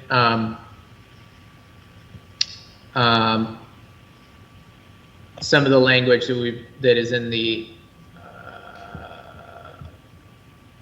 this is so hard to do. The proposed revision from one of the comments we received into there, I think is important. I do think it's important that we capture that in the directive and to call it out specifically. So I'm going to cede the floor for a minute and see if I can type something. And maybe, is that okay? Can I type something into the chat? Are we able to do that? Dr. Holman? Yes, if you just copy and paste what Director Bleasner put in there and then edit, and then when you hit send, then I'll be able to capture that. Okay, I guess if it's okay with everyone, I'll do that. And Director Stewart raised his hand. Well, just following up on Eric's statement, the idea that a bullet needs to address the fact that to work to ensure that our system isn't racist, but our system isn't racist nor discriminatory. Just to, again, to broaden it to all the groups.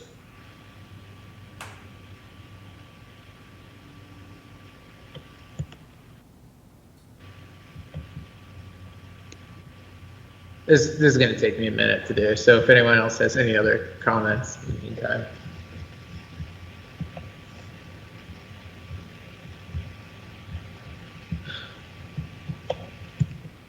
No one's going to bail me out by talking while I struggle with this. Eric, I'm parallel, so I can barely read it, man. Never mind. So what, I know discriminatory was a popular word to use. I don't know if it currently means the same thing as it used to mean. I'm just wondering if anybody there was a reason that some people were unhappy with the word discrimination. I'm wondering if anybody has feedback on that. I don't. I think the feedback was the fact we would have discrimination and not have race in there. So I think it's not like one should replace the other. I think they should be coupled together. If you have discrimination replacing racism, then you got a problem, I think, because you're not identifying a very major societal problem. But it also then becomes a very focused situation, whereas racism and discrimination you're talking about not only racial issues, but you're talking about income, you're talking about ability, you're talking about religion, you're talking about sexual identity, language, thank you. And I'm trying to remember the rest of the list that we had, but I think that pretty much covers it. I don't want any student to go home crying because he or she felt like they didn't belong in our schools. I don't want anyone not wanting to go to school because they don't feel like they belong. Thanks.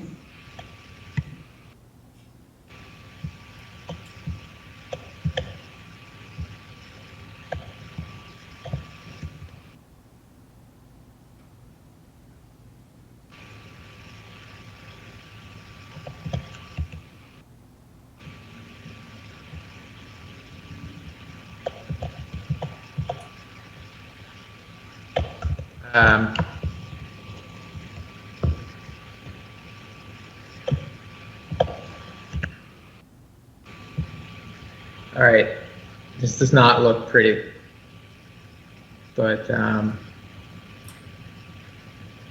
Editing's never a pretty job. well, no, just like actually aesthetically, I think I have the font and colors all mixed up here.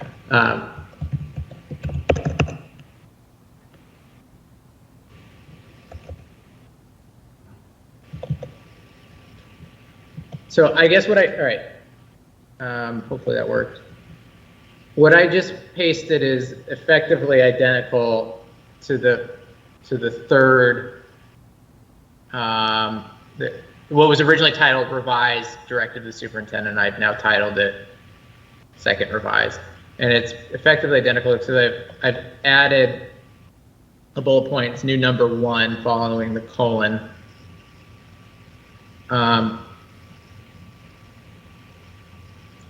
Because I think, I don't know, for me, this does capture. Eric, I think you actually nailed it. I was trying to put it into the preamble, but making it its own bullet point really does give it a first among equals, but it's still very clear that it's not just race. Yeah, that's what my thinking was, because it's, again, what are we trying to accomplish here? Yes, sorry, Director Belizner, you're about to say something before I start pontificating. You're on mute. Can't hear you. By placing it down there, Yeah. I think you can delete racist after eliminate up above and let that fall under inequitable and biased, or potentially put discriminatory there. I was actually just looking up what the definition is different between racism and discrimination. And one is racism, and I haven't done a lot, honestly, and I know I've had the discussions in the past, but I don't remember completely. Discrimination is actual acting upon. Is sort of the thought. Racism is more of a belief or a hold, is sort of how they were describing it in the article. I don't have it specific in terms, but they are to be viewed differently, is what I would say. So Interesting, because this isn't me being an expert in the field, but my definition of discrimination was that discrimination was all the isms: racism, sexism, homophobia. That discrimination was the umbrella term on those. So, acting upon those things. Okay. Right? You can discriminate in any dimension. Yeah. Yeah. So that's helpful to have that definition. I hope it's right, because really, Well, I think we need to search. Right, we definitely need to research a little bit longer just to ensure we have the definition that's perhaps most understandable and commonly used right now. But that would work to eliminate discriminatory, inequitable, and biased systems, policies, and practice, and then explicitly calling out here's what it means within the context of race.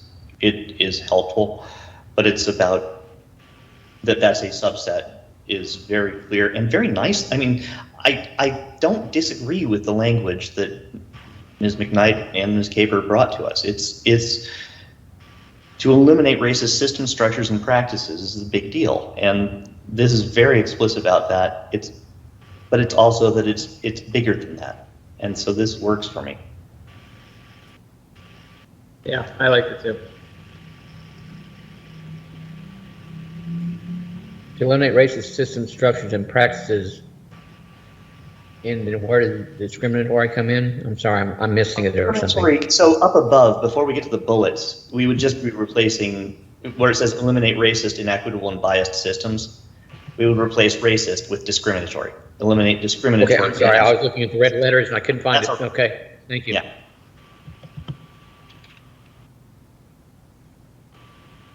Because that gets us at, I would be very comfortable with this, with having raised many concerns regarding it being too tight on race.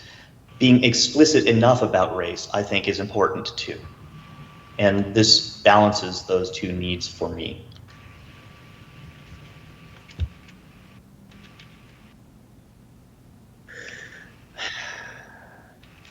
I think we need to be looking at, it's not just the putting the policies in place, but it's the idea of when you report them, or when you report an incident that the student feels he or she may be retaliated against, when they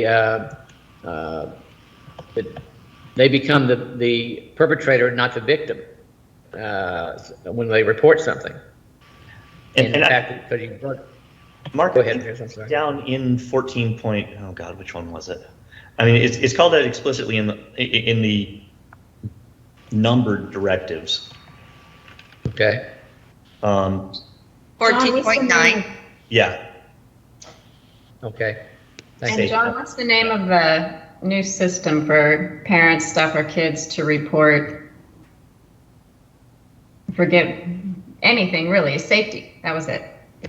What's the name of that system? Thanks for putting me on the spot because I don't remember the exact name. Okay, I don't feel bad then. Yeah, but that, I don't believe that's the system that Mark is referring to. I think Mark is referring Right. to more of a, like a person comes forward, reports, you know, Right. a racist Could there incident, be- and then how is that dealt with and how are they treated post process? Exactly. Yeah. So do we have a way for kids to report this so that, like the safety reporting tips, that it could be anonymous? Yeah. If the kid really wants help, they can ask for help? Yeah, and that's part of the work, is to be able to develop a system that is responsive to our families and our students.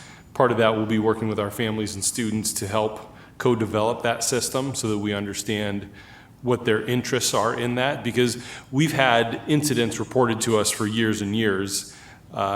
Things have been dealt with in different ways, and at times staff feeling like, you know, they were doing right by students and families, and then post-incident hearing that there were components of it that didn't feel right, didn't respond truly to what the families or the student were voicing. So yes, that is part of the The work. way you're saying is that's a work in progress. Yes. Thank you. Think back to the video, I'm sorry, go ahead. Director of Police. Think back to the video that we were shown from the students and the way that they were looking at the issue of reporting and how they felt like they were being targeted by the system for reporting it. I mean, that's where it kind of came home to me. I've heard other instances before, but that one, where the girl was made to apologize to the other people for pointing out how racist it was. That ticked Just me off. real quick, Director Blizner. Diane, I saw your hand go up. Is there something we need to know about or do? Oh, just typing in the chat. No, okay. Director Blazner. And so knowing that after the superintendent directive, our next step was to walk through the actual points down below. I was going to make a quick jump to 14.9 just based on the conversation that we're having right now. And I think there is an addition we can put onto that to somewhat address what was brought up through those comments and the different things.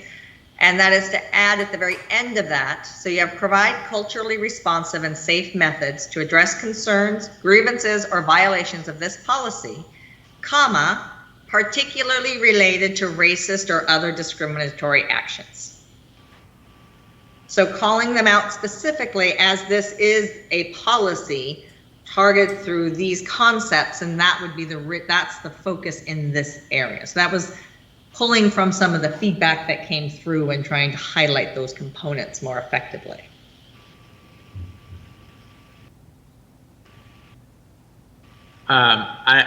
I gave a thumbs up. I saw a thumbs up from Director Carlson, head nods from other folks. That sounds like a great provision.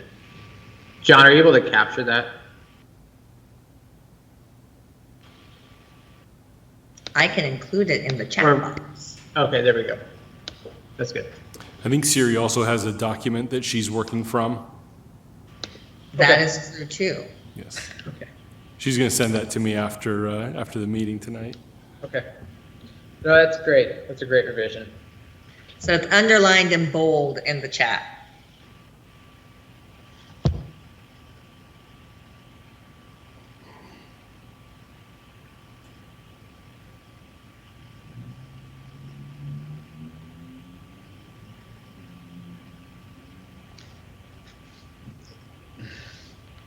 You're thinking, Chris, what? Well, actually, I'm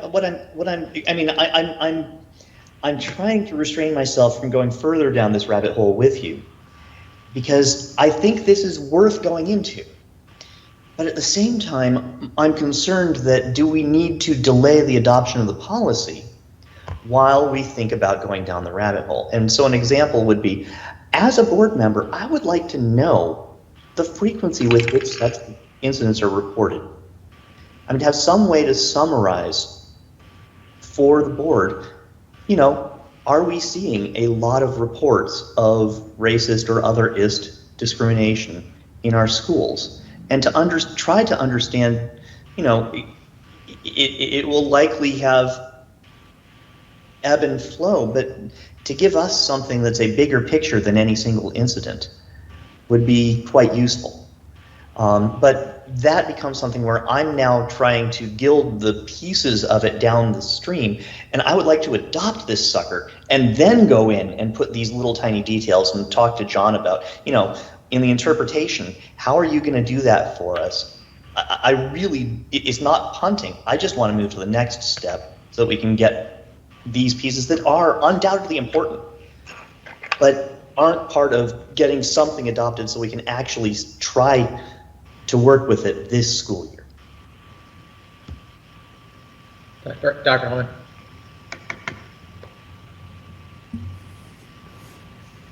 I'm getting the swing of unmuting here, turning my microphone on here, so I'm getting back into the swing of our remote meeting structure. To your point, Chris, I think that's exactly right. And when you think about the governance structure of the board, the operational expectations, they're the parameters that I'm operating within. And so through the process of defining and setting indicators, the board may say, well, that's too restrictive of a parameter. We want it to be more than that. And so when you think about the board's role in kind of shaping the district, bumping that parameter out, because what you just said, you know, how many incidents? Well, then that jumped me to what are the current structures that are in place. And that's a perfect example of the board saying, well, we want something a little bit different than what you're able to provide today. Well, that's the pathway and the work then to implement the policy, the definitions, and the indicators, because maybe something is, and maybe it's a data system that's not in place right now, or a practice that's not in place right now of tracking that needs to be in place so the board understands in monitoring how is that parameter playing out. So I think that's a perfect example of that next step, but also kind of long-term implementation of the policy, because it isn't one day, you know, we want this data set, and if it's not available, that's long-term work in getting that in place so that it's valid and reliable for board monitoring. Director Blazner. So to just follow up with that, The reason to add it now, to have that tagline onto it, so I'm trying to lower my hand and I can't figure it out, is because we've had these statements made by our students and our families and our staff on a consistent basis. So as a board, I'm hearing that that's a pretty strong concern within the community that has not necessarily been addressed, which is why I would like to call it out within the policy specifically so that it is addressed and it doesn't have to go through multiple rings. Had this not been brought out strongly within the different ways we're hearing things, and granted, we do not have system-wide data right now, but we have anecdotal data coming forward and stories, but to sort of honor and respect those things coming forward, it would seem disingenuous to me to not be including that as a piece in this. And Siri, I apologize. I did not mean to say that I was not supportive of your proposed amendment to 14.9. I am 100% behind it because I can see it right now, and I would be comfortable adopting it next Monday, as you've put it in the comments. So it's not, I'm just worried about, are there too many of these things? Long run, I feel like we should get all of the other pieces started, and then we can go back and fill in the blanks on things where we screwed up and missed something. But you're right, we already know we missed this. I'm good with adding it. And I would agree, absolutely. And the other 2 points or 3 points that I have are related specifically to feedback we have already received through our linkage session, through public comment, through any of those. So it's not something new I came up with out of the air. It actually was through revision and looking back as to what were we hearing that we might need to call out here. Great. So what's the next one? Mark is hands up. Yeah, I'd like to get to those, but first, Director Stewart. No, my concern was that we seemed to, at one point, to be going down the rabbit hole of, let's gather the data, then we'll approach the problem. I don't want any student to have to wait while we gather data to have his or her problem addressed. That's not only no teeth, it's doesn't even have a mouth. And to wait for data, again, I think I made the point, but it bothers me that we can't, if there needs to be a system in place, so when even one incident comes up, it can be addressed properly. It can be addressed so that people in the future will not want to do it again. Otherwise, it falls by the wayside.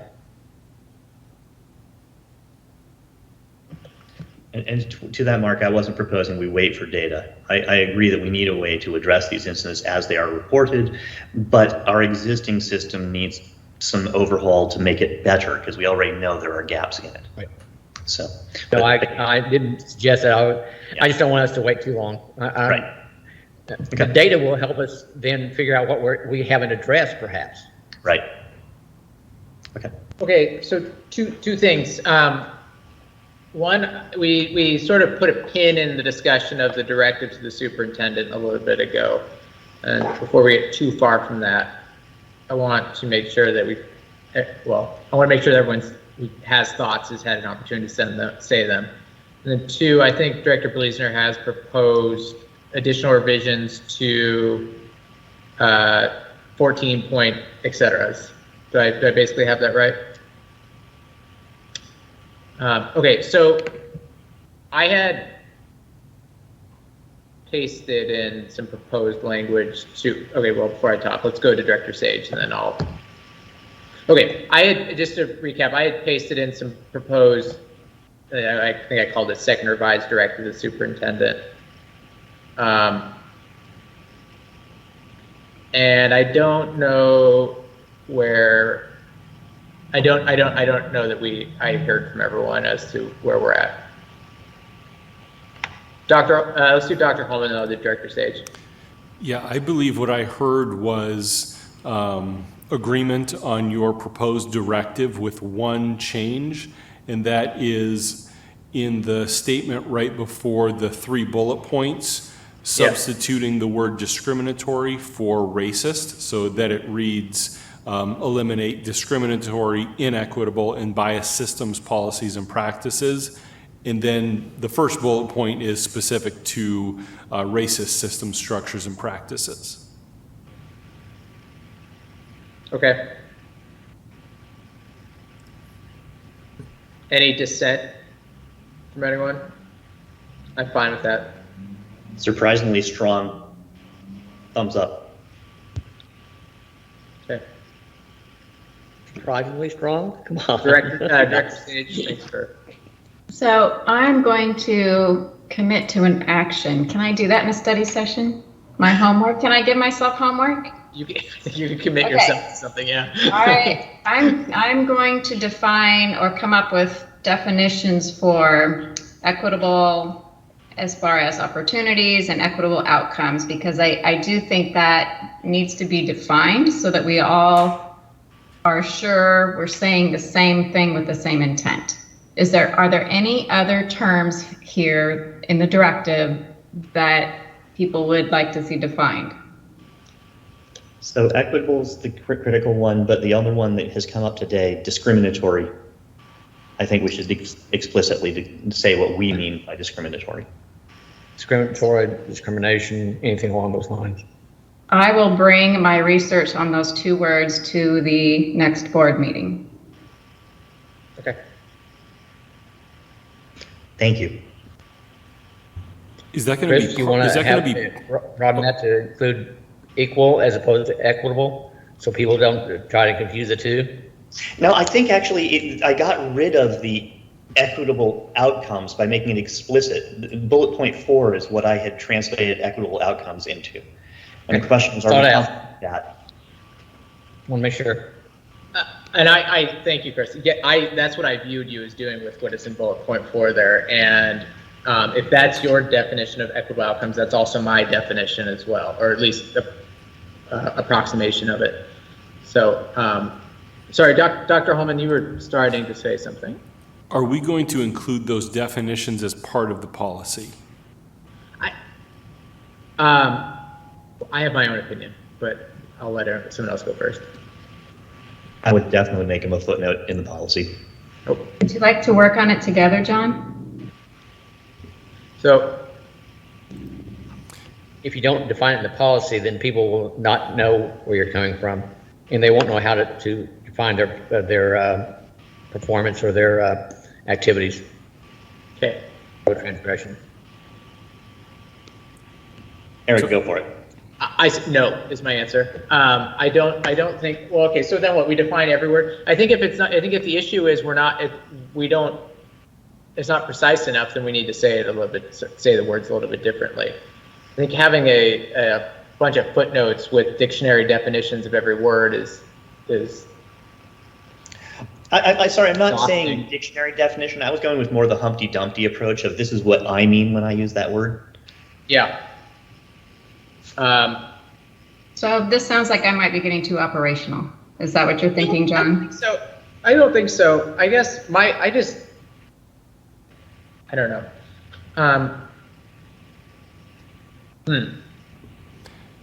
I guess now my position is maybe, and it depends. I think like there's value sometimes in not defining. So for me, the board can really do whatever you want with your policy. Yeah.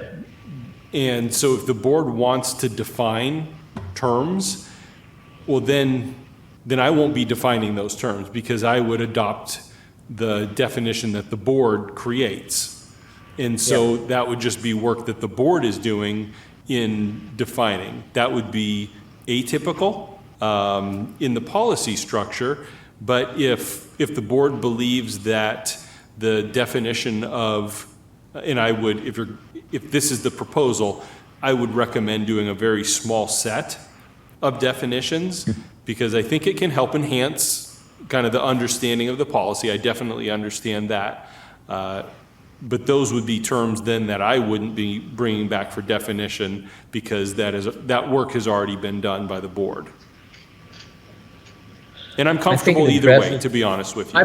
I'm persuaded. I think I had a snap and not very thoughtful reaction. I do think for certain words certain terms it could make sense, particularly just so it's where we want to be precise and well, we should always want to be precise and clear. When we're not sure that we are all in agreement, I think there's value in defining that so that that we all have the same understanding of what something means. I agree now. I think it also goes a long way to addressing the parents' concerns that the board holds the superintendent accountable by giving him precision. Then he's not at odds or trying to figure out what in the world should I do next. There's no confusion, or less confusion, I should say. There's always going to be confusion. Well, now it sounds scary and I don't want to define them. Yeah. I'm kidding. I'm kidding. Well, you did come back to, John brought up a very good point, which is just that the interpretation by the superintendent does involve the definitions of these critical terms. And towards that end, I mean, honestly, this is something I think is sort of our 6-month revisit, that if John has gone through and said, I interpret equitable treatment to be this, if we've agreed to that in his interpretation, we could actually lift that definition over just so that people could see, if they found our policy, that the board and superintendent have agreed to define equitable treatment as X.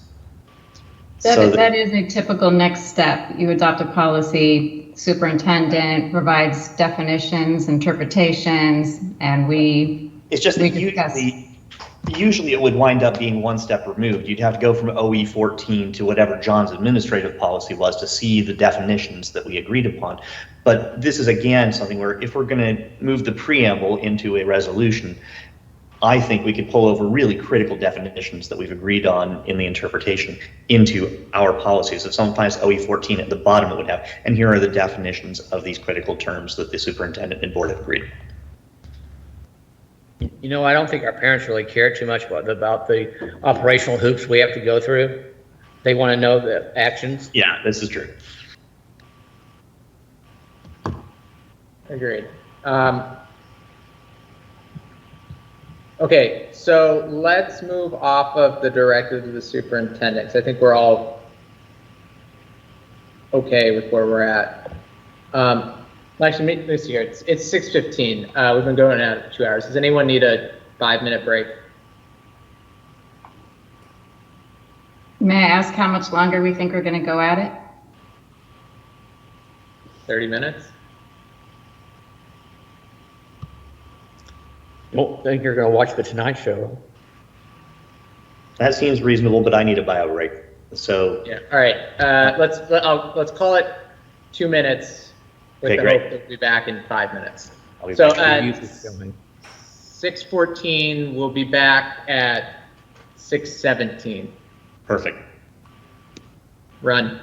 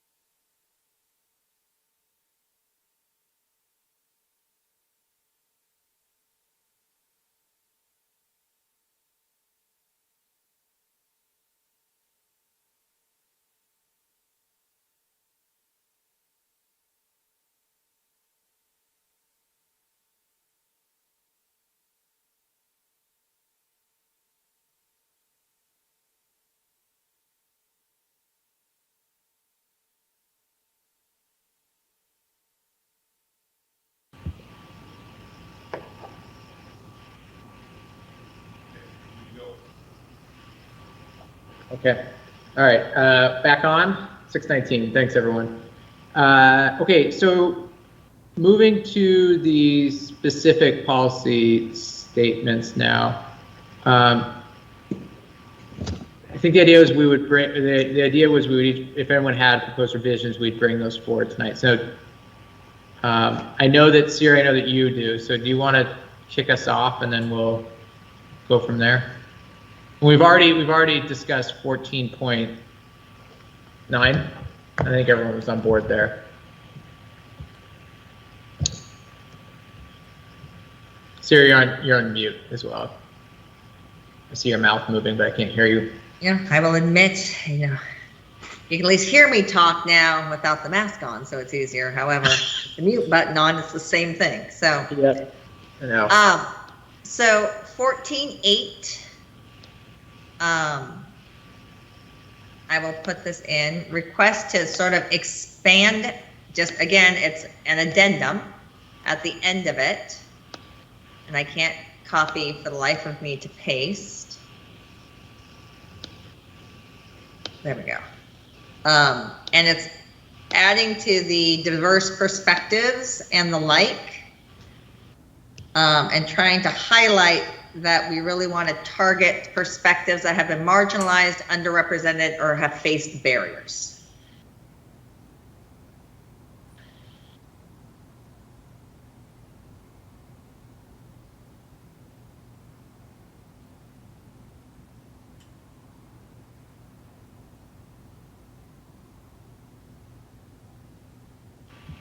Just to be clear, the underlined language is the proposed addition. Is the new piece, yes. And again, this was in going through the feedback and looking through what was said. Are we missing pieces in these? And these were some of the specifics that we could call it out more specifically as to why would this be in this policy and not in our community engagement policy.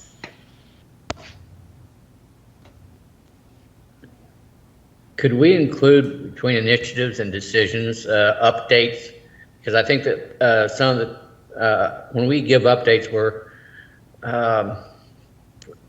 for some reason culturally, I don't think they're all translating well, because perhaps they're written to wait to get to a climax at the end of the story. I don't know. I'm just trying to address a few of the complaints I've been getting. So I guess we'd initially had in there the terms, I agree with Mark's interest there. We initially had in there initiatives and decisions, and I'm wondering why we had, I can't recall the discussion, why we had specific and I suppose limiting language on what types of communications we were interested in. I might suggest all. Yeah, I guess, like my thought was, based on what Mark just said, revise it, incorporate diverse perspectives and strategies in district school communications. Why not? Why have initiatives and directive decisions? Why not just have all communications?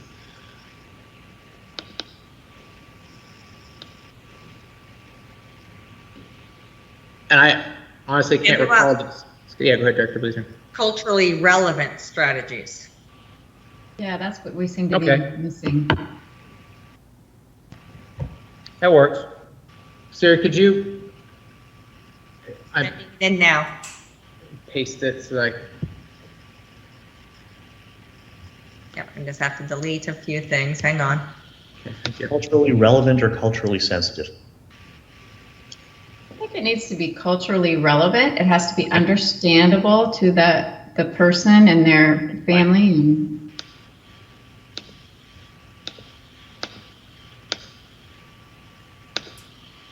And I think back to when they told us they made the presentation for the math curriculum. They told us it was culturally relevant, and I didn't have any clue as to how they had changed it. But they were talking about how they asked the question, and that becomes a cultural barrier for some. I had no clue. I like this.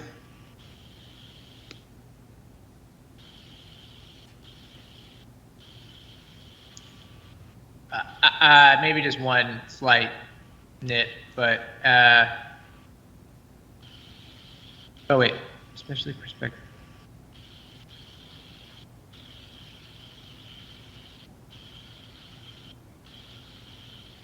No, never mind, I'm fine. I'm fine. That's good. Thumbs up for me. Okay, then 1410. John, staff, any other issues or concerns with it? Should probably be tossing it out to you as well, since you'll have to be dealing with them.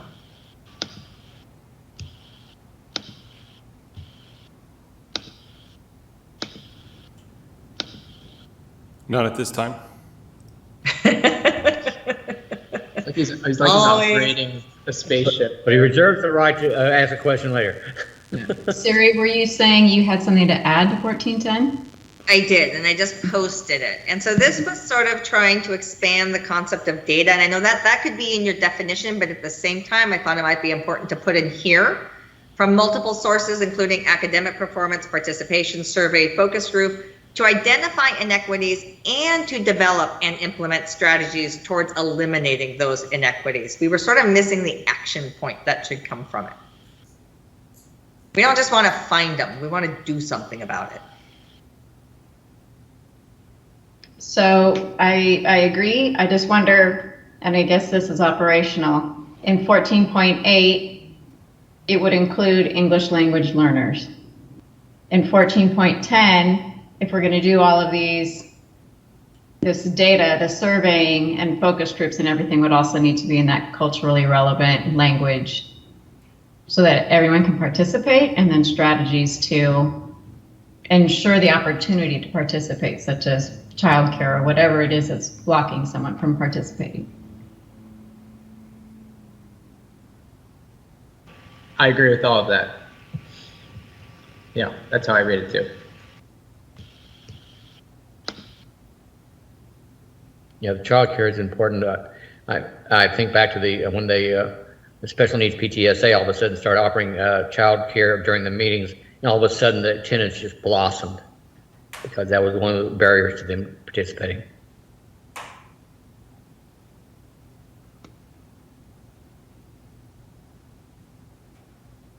This is good. I view this as an improvement, and I like it. Thank you.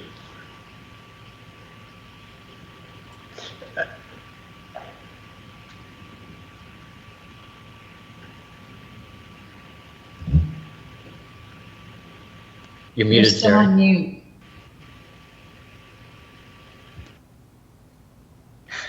Thanks. 14.4, and we had actually removed social emotional well-being at one point out of the end of this, and I think it was a mistake because it has been something that's been brought up pretty consistently just in general around mental health well-being and ensuring that that is a component of what we do. And so in trying to think how we might be able to address that at least more somewhat clearer in this component, we were trying to add, I'm trying to send it to you for some reason. There it goes. Perhaps it got to yours quicker than mine.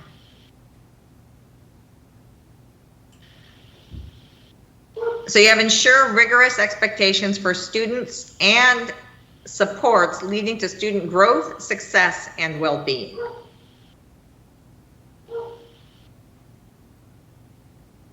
I don't know why it's highlighting different things there. I can't tell you why.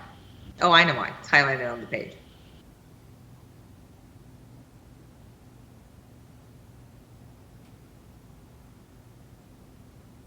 And we did remove, so there was recommendation, this was other comments that came through, that appropriate, rigorous expectations was not a good use of the word. And as we discussed it when we had got together, Cassandra and John and I, we did not see any value of having appropriately rigorous expectations in there. And so we did remove that.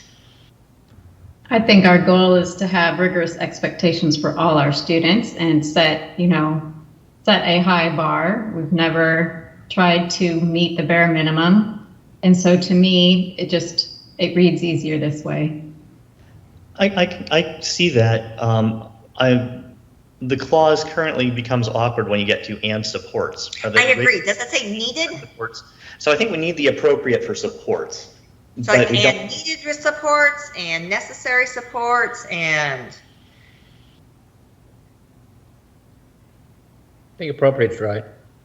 The question is, should this just be directed at students or should it be directed at staff and students when the idea of expectations of all people? 'Cause we're not just talking about discrimination or racism by a student, but staff, regardless of what position they may hold, whether it's supervisory or it's the bus driver or the custodian or whoever in between.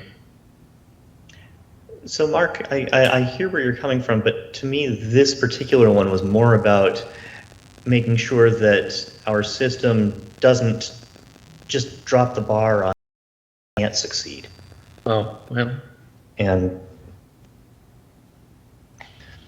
so focusing on the students and that the expectations are rigorous it really is important to call that out for students alone. okay, well, if we have this one for students, maybe we ought to have one for staff as well, then perhaps. To ensure, because if you make sure that the staff is doing it, then the kids are going to have an opportunity to do it. Because if the staff doesn't provide it, the environment, then kids got a wall they can't surmount.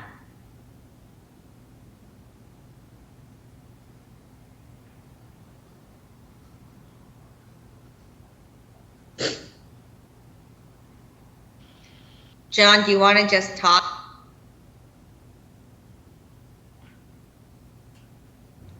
I just added a suggestion.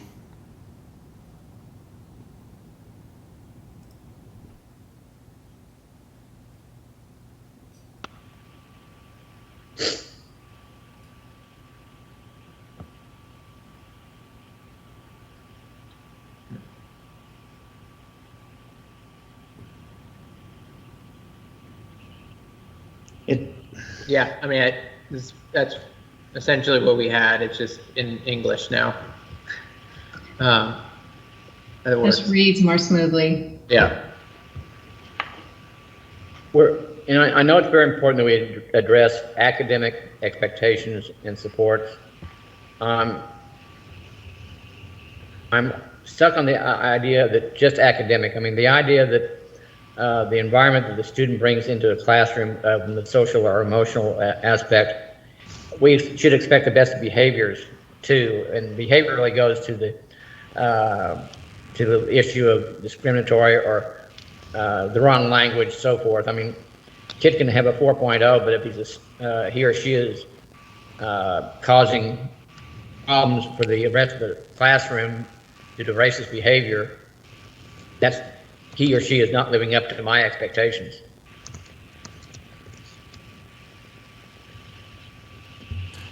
I would offer that would be 14.1, which is all about, which I think it highlights exactly what you just said.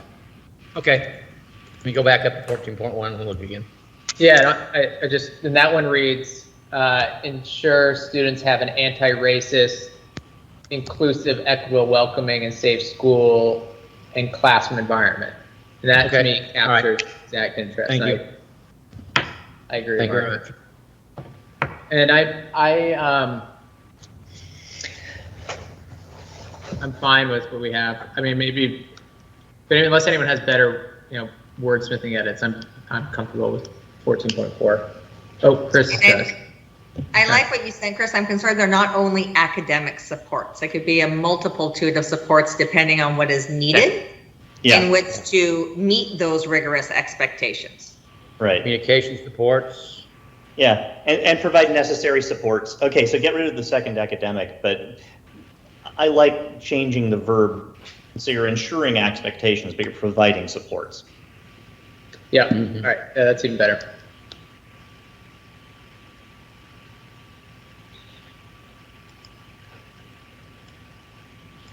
And that sort of really gets around the whole work with MTSS and what's going on as to what you would expect to see. Yeah. Exactly, it gets MTSS in there without calling out MTSS. and having to explain it one more time to somebody. You got it. Because honestly, over time, something, better than MTSS might come along. We don't want to have stated that so specifically in a policy. Yep. TSS 2.0. Anyway, this is good. So what, Ed, got a last one? No. Of course, I'm not done. Yeah, well, I know you're not done. The question is how many more? So go for it. This is pretty minimal. All it is adding at the bottom to These are the valuable. population. Yeah, I'm not arguing with them. But this is just to make clear who it is having to be culturally responsive and inclusive to. It's not to me.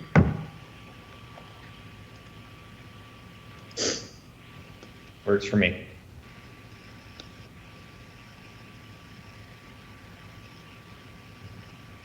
Does the subject that comes before the word provide, is that basically the superintendent shall provide, or? The superintendent will. Bill. Okay, I want to make sure I was still on track with that.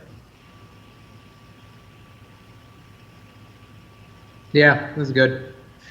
Heaven help me. 2 or 4? Where? 2 or 4 what? Population or for the student? Oh, I'm laughing because it's like 4 or 5 in Spanish.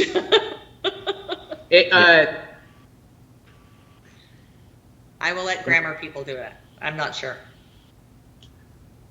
Or, Two, I guess. I mean, I suppose if we wanted to make it a little more clear, it would be provide curriculum and instruction to the student population that is culturally responsive and inclusive. So, but yes, otherwise, I don't care about that. But anyway, So Actually, Eric, it's slightly more subtle than that, because 2 versus 4, 2 is something that you're inflicting upon. 4, Yeah, no, I know. writing it to.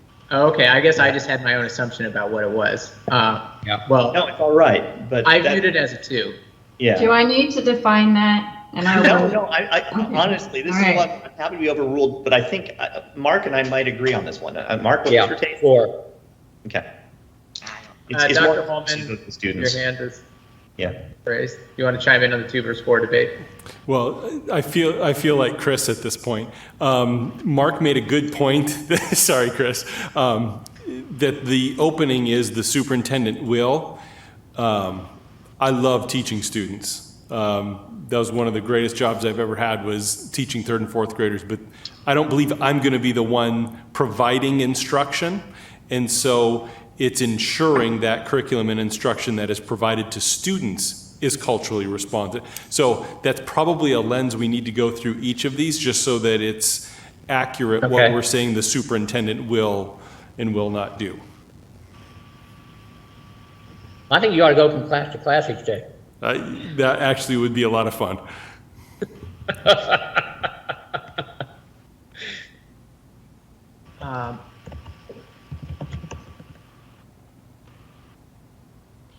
I'm done. Oh. So, John, I think your point is well taken, that we're providing you with something, but it does need to be looked at from the now what is the totality of what we've given you this evening. And is Thursday reasonable to deliver something that you think you've been through on that level? I'll take a run at it. I think it is. It's kind of one of those things where we've spent so much time talking about it, thinking about it. Mm-hmm. It isn't going to be recreating from Right. the start. Yeah. No, I mean, this is last minute, making sure your edits are all consistent with each other and you've got the same tense and all the verbs. Yeah. So, anyway. Cool. All right. This is the problem with trying to get it really fast to fly. Everyone just ignore the words that I type in the page, which make very little sense. I am. I already read it. I decided that too. Yeah. No, I voted thumbs down after I read it. So, John, would it be possible for Siri and I to meet with you and go over the draft that you come up with? Eric says shaking his head no. I was just trying to see if I could salvage that sentence. Okay, but- so this is not in regard to what I just said. Okay. No, yeah, I would support what Director Sage Yeah. just requested. Absolutely. I'll look at Poor John, calendars. really? Again, you say?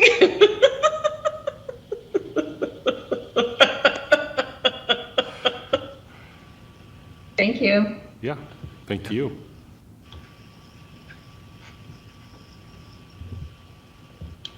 So I guess just to return to 14.5, I don't know, do we want to try to get this, I mean, John's point is correct, and that it probably should, the verb should be ensure. I just, obviously what I drafted doesn't even make sense, but, So just swap ensure for provide. well, ensure curriculum instruction. Ensure, so I guess it would read, ensure curriculum and instruction that is culturally responsive and inclusive for the student population. Yeah, that'd be fine for me. I think we also talked about, I mean, that works. It's not bad. I mean, it's just different.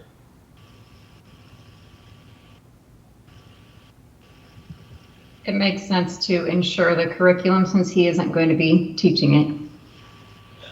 What if we take out that? Ensure curriculum and instruction is culturally responsive and inclusive to the student population. Love it.